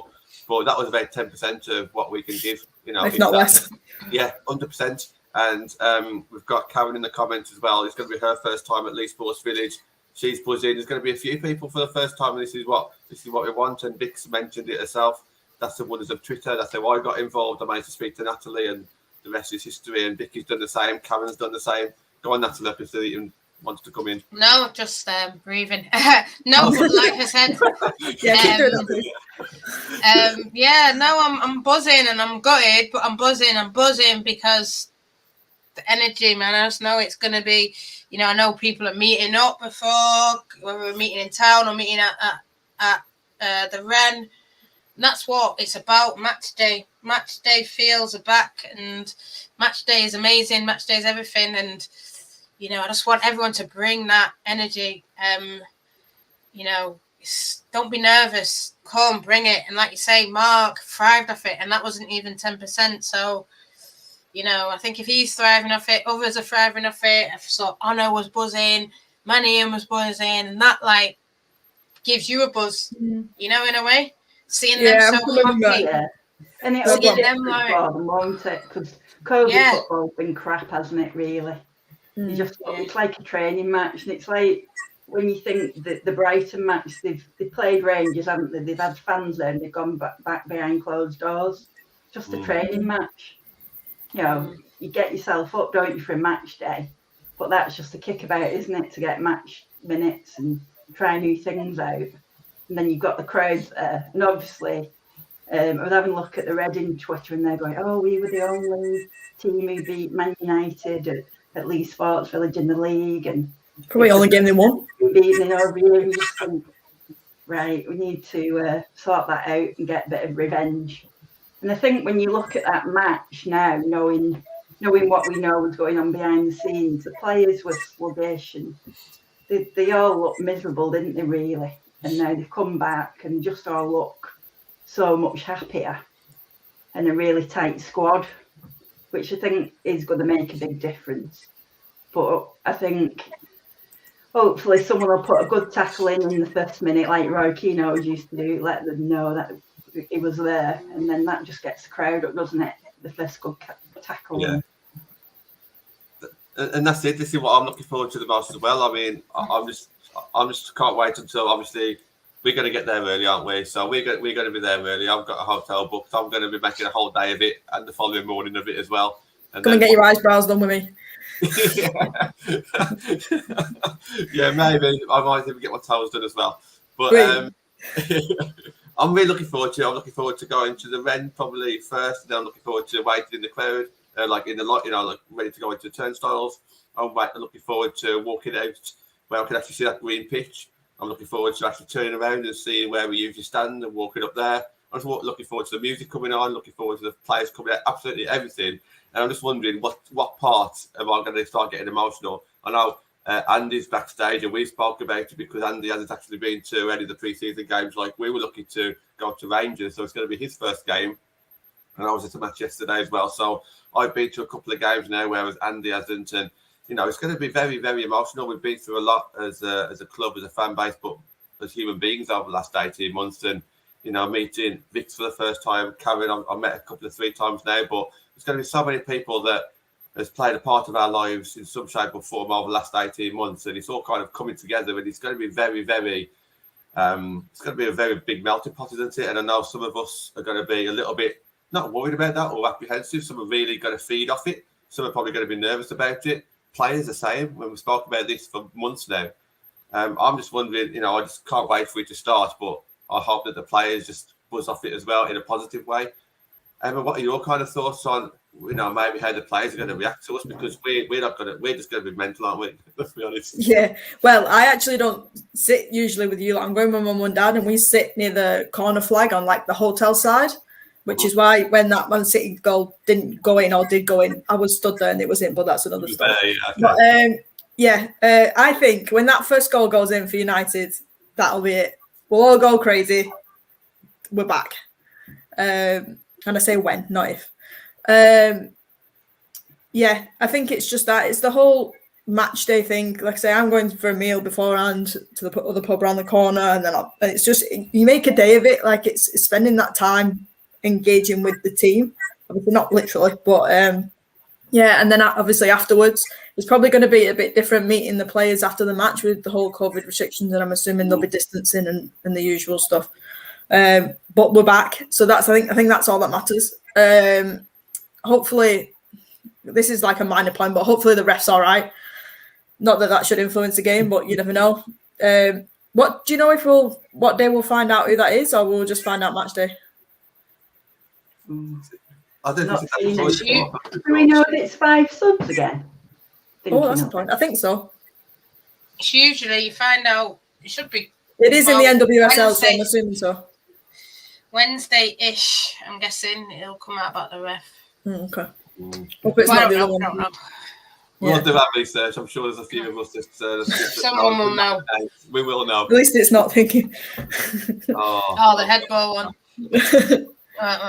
It'll be someone decent, I think. One guy, maybe. The first one, so it won't be. That's on the sideline. What's her name? Rebecca Welch. Yeah, it'll probably be her, and then it'll probably be Sean because you can't have that. You can't have those. Yeah, you can't have like balls crossing the line and all that kind of stuff. We need decent stuff. If it's over, I'll let you know. You'll hear me. Yeah. But this is what I'm saying. I mean, I think Manny and you talk about the match day and this, and I know John's just put in there we might get smashed by 6. But listen, do you think this is what she sort of said? Bring your energy, bring your opinion. So do you think if the goal goes in, they're going to know it's not right. They're going to know, and they're going to have that drive. I mean, Hansen, there was a thing when she said, when you're down, that's when you need them the most because they drive you on, and it's stuff like that. If Reading do score first, bang, they'll know this isn't good enough. Come on, drive forward, score a goal. Like I said, I'm a bit worried about the Brighton result, but I think that Vic says they've gone from having fans to not having them at all again. Whereas this is going to be better. This is the way it is. Brighton have strengthened. The person that did score was Dan Carter, and she's again the one that's to prove a point.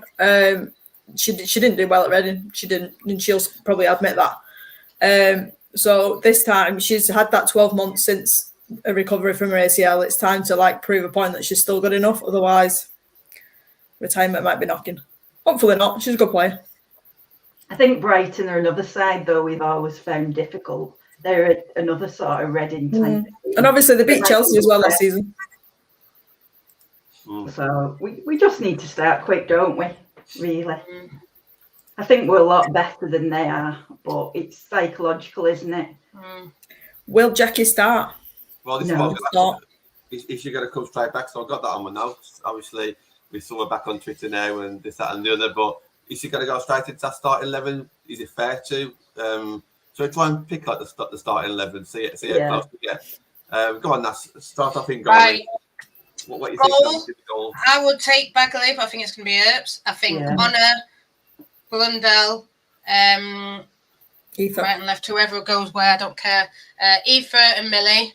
Yeah. And then I think Zellum, Risa, stand fourth. Yeah. And I think, is Leah fit? That's the question. I think Hanson, Thomas, and then Leah fit, Toone if not. Yeah, I'd say the same. I think Leah's played. I think / know that Leah's not been well. I saw her on Instagram and she was being carried by her partner. No, not that. She's had some other illness that might affect her ability to run as much. We're twins. Yeah, basically. just from work. We'll just keep. Well, listen, we're twins. That's all that matters. If you don't understand, so it might be a case of like Katie. She's getting back to full fitness. Obviously, she's had pre-season, but 50% Leah Galton is better than somebody else on like Toone or somebody on the wing. So hopefully, I think a leg wasn't a big thing. I think it's just a load of pre-season if she's not been up to scratch. Me and Emma spoke on Twitter the other day about potentially Russo going out wide to give Martha Thomas some game time. Now, I know Emma's thoughts on that, but if we do without the wingers this year, because it could potentially happen, Nat, I'll bring you on this one first. We have seen Russo out wide, and I'm not saying that it's the best position because it's not. I want Russo. I've said from day one, Russo is my number 9, but that is a way to get Martha and Russo on the pitch together and to cover our wings if Leah's injured.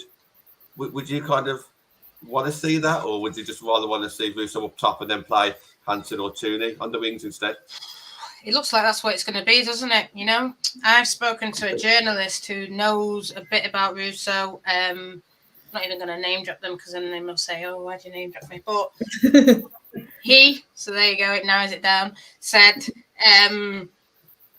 Russo is a winger. That's what he sees Russo as. And I sort of was like, no way. Russo is a number 9. Russo's our number 9 and all this. And he's like, well, Martha's your number 9. Yeah, on the paper, Martha's a number 9. But for me, Leslie, you just 100% number 9. I mean, I remember she played out wide against Liverpool. And I just thought, what is this? It's rubbish.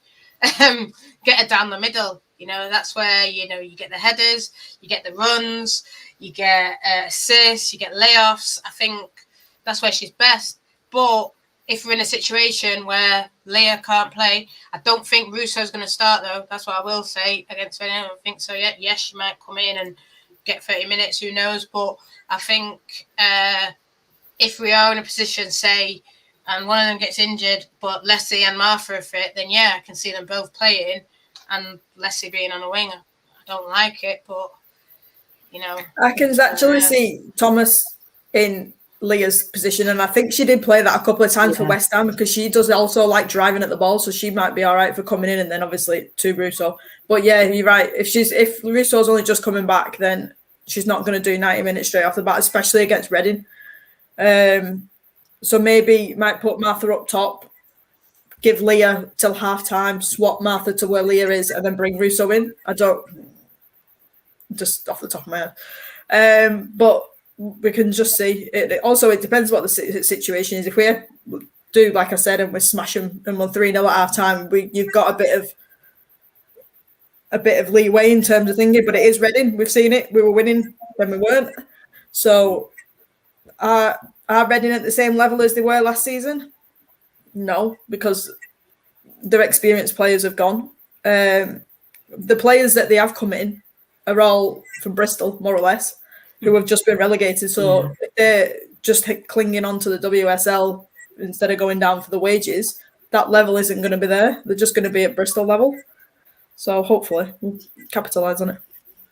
Bix, do you think this is a potential game that we can see Hayley Ladd at all? Because we haven't seen much of her on pre-season. She's not been in our starting 11 much.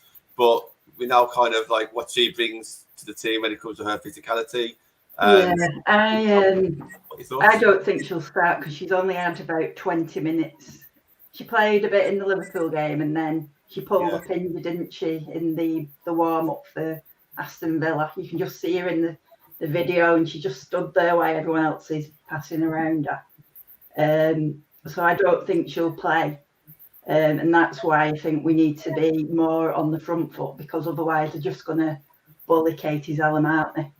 That's what I'd do. I'd just go, just get her get the ball off her, run through the centre of the defence. Whereas if she's a bit further up, she's got a bit more confidence back now, hasn't she, with the 3 kicks and even scoring from outside the box. So good goal, I don't think we'll see Hayley for a while. What we're saying about Stanny as well. She's been injured for ages, really. Because the last Reading game, she only played about 50 minutes. And then Jackie came on. But she's been injured ages. But we've never found out, haven't we, what the injury was? What are your thoughts, Emma? Because I think she's going to do fairly well this season as well. But what are your thoughts on this one? Yeah, it might just be a niggly thing, and it might be a similar thing to LJ. It might just be certain training things. It could be absolutely anything. I don't even know, how old is Hayley Ladd? Is she in her late 20s? I think she's about 27. I think. So not aged, decrepit yet. Yeah, so it might just be one of them niggly things. Same things like Russo. And again, if she knew there was a change of management, she might have just thought, let's just wait it out, see what happens. And thinking, but like I was just going to say about Staniforth, Staniforth could play on the wing on the same side as Hansen. Hansen could go on Leah's side. I don't know if she is pinging these balls in like she did at Rangers for not a full game, but maybe before somebody else comes on. Is it an option? I don't know. Yeah. Everything's an option, but it's not. Sorry, Vic. Whether it's a good option. Yeah, that's what I say. But yeah, go on, Vic. What are you saying? Well, Mark seems to like using the fullbacks for the really like going really wide, and then the wingers are a bit narrower, so they're closer to the striker. So it might be that you don't need out and out wingers because you're closer to the strikers. So it's like, I suppose it's like it's like an inner forward, isn't it? They're just that bit deeper. So you don't need an out and out winger. But it's not ideal, is it? It's not the way we like to play. We like proper wingers. Yeah. That is something I'm missing out. I must admit, I love the way Skinner's playing, and I don't want to change it, but I do miss those balls over the top for like Leah and Hansen to run onto, or Leah and Hansen picking the ball up and driving at the defence. We haven't seen much of that just yet because he has been touching a bit more, and it's fine, it's working, and we've seen Blundell and Ona get forward, so it's not an issue. But that is one kind of tactic that I have kind of missed with my picks. The guy says he wants to play the United way, and the United way, I mean, God, I'm 30 years old now, but I remember Beckham, Giggs, Ronaldo, even like Nani, even like over little like Obertan, I was watching the thing, and he was on the wing and cutting inside, and even Tony Marshall, all those it's wing play. That's what you want to see is United. And yes, he is playing a lot of inverted wingers. And I spoke to someone again recently, just saying about why are we not getting strikers? And it might be a bit of him, bit of the club, but the way sort of he apparently talked to the media, it was sort of a bit like he didn't want it. He likes to play this false 9 or false 10 or whatever, inverted wingers. Like he says, Stanley creating chances, Katie creating chances, shooting from outside the box. And is that maybe what the style we're going to see? I mean, I know he's talked about it. I know I've said it before. He talks about Pep Guardiola a lot, and that's how he likes to play. And obviously, it's not a United kind of thing, but it's a Pep. At least didn't say Arteta. Yeah.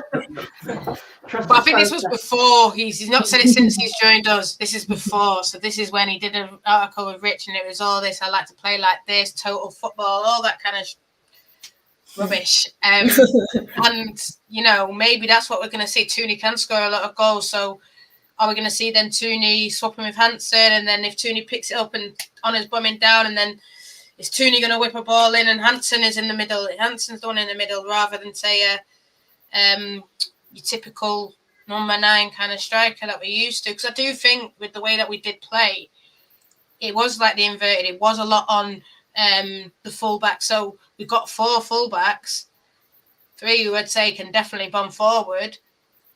And there's Devs in there that he's given a go to that can also bomb forward. Is that where we're going to see our width coming from? And then like maybe the one on the wing is sort of pushed in and doubling up. I don't know. We'll just have to wait and see. I'm not. But like we said, I'm not sorry, Rangers. convinced on Honor was that. getting forward. I'm not convinced on that. And Honor was the furthest player forward at that time. I'm not convinced on that style of play. Obviously, I do want to see, on wingers bombing forward, but maybe he wants to see, Leah cut inside. Hansen has cut inside a lot and got goals, so maybe he wants to see that. Who knows?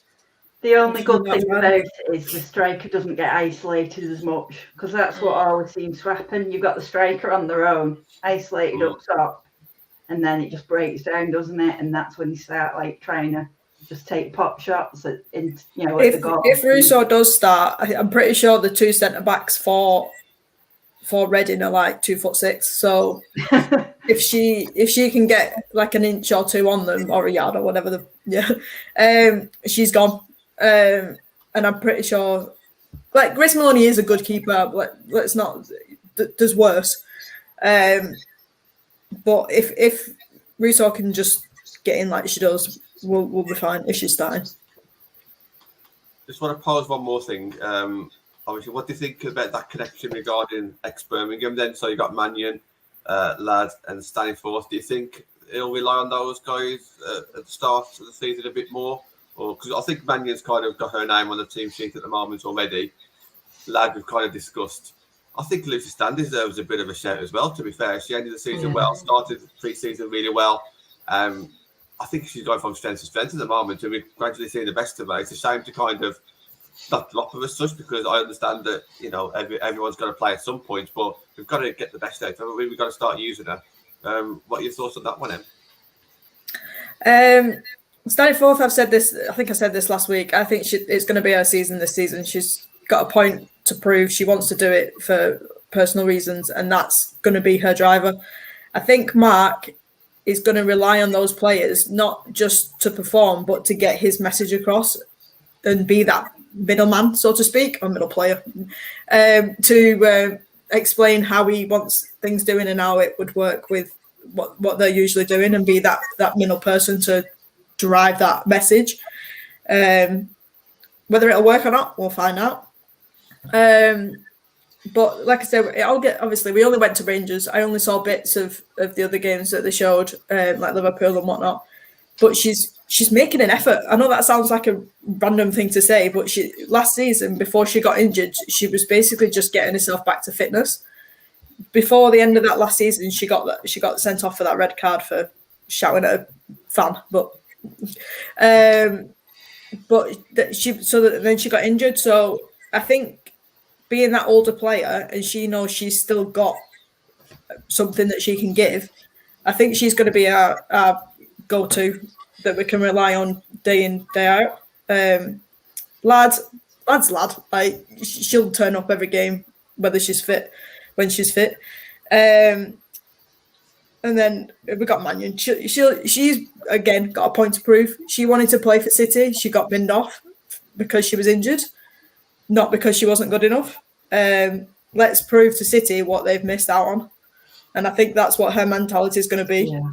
Bucket hat or no bucket hat. She'll be there. I was going to ask you about this. Has anyone actually got a bucket hat yet? I've sent Mac. Have you seen these ears? Not a chance. I think Karen's got one. Karen's got one. Yeah. She's probably wearing it. Did you see Kristen Press? They bought out a bucket hat. Yeah. Mannion did wear it better. Yeah.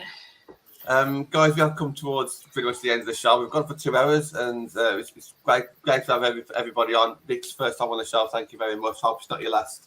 It'd be good to get you back on as soon as we can. Natalie, just want to kind of finish your show with yourself then. Obviously, we've still got a few days left until game day. You've got your show on Wednesday. We're back on Thursday as well. That's something to look forward to. But this is the start of it now, isn't it? This is we're trying to build up that excitement for game week, and I think we've done that tonight. I think the views have been really good. People have got in the comments, loads of good talking points. But just kind of what are your thoughts now, just going into this final few days? Yeah, like I said, I'm gutted I'm not there, but I just think we need it to be electric. We need it to be energy. I think, we talked about Mannion and Staniforth. They're girls that want to prove to us that they deserve to wear the badge. Deserve to be here. we want to be in the Champions League. I mean, that's what every person has said coming here. So that's what the aim. You know, I know we said, oh, this and that, but the aim should be that. You shouldn't lower your expectations. It should still be to get into that top 3, no matter what. You know, wherever it happens, I think, you know, the guy will be given time, give him time. But, you know, we know what we want. We know what we've got to be.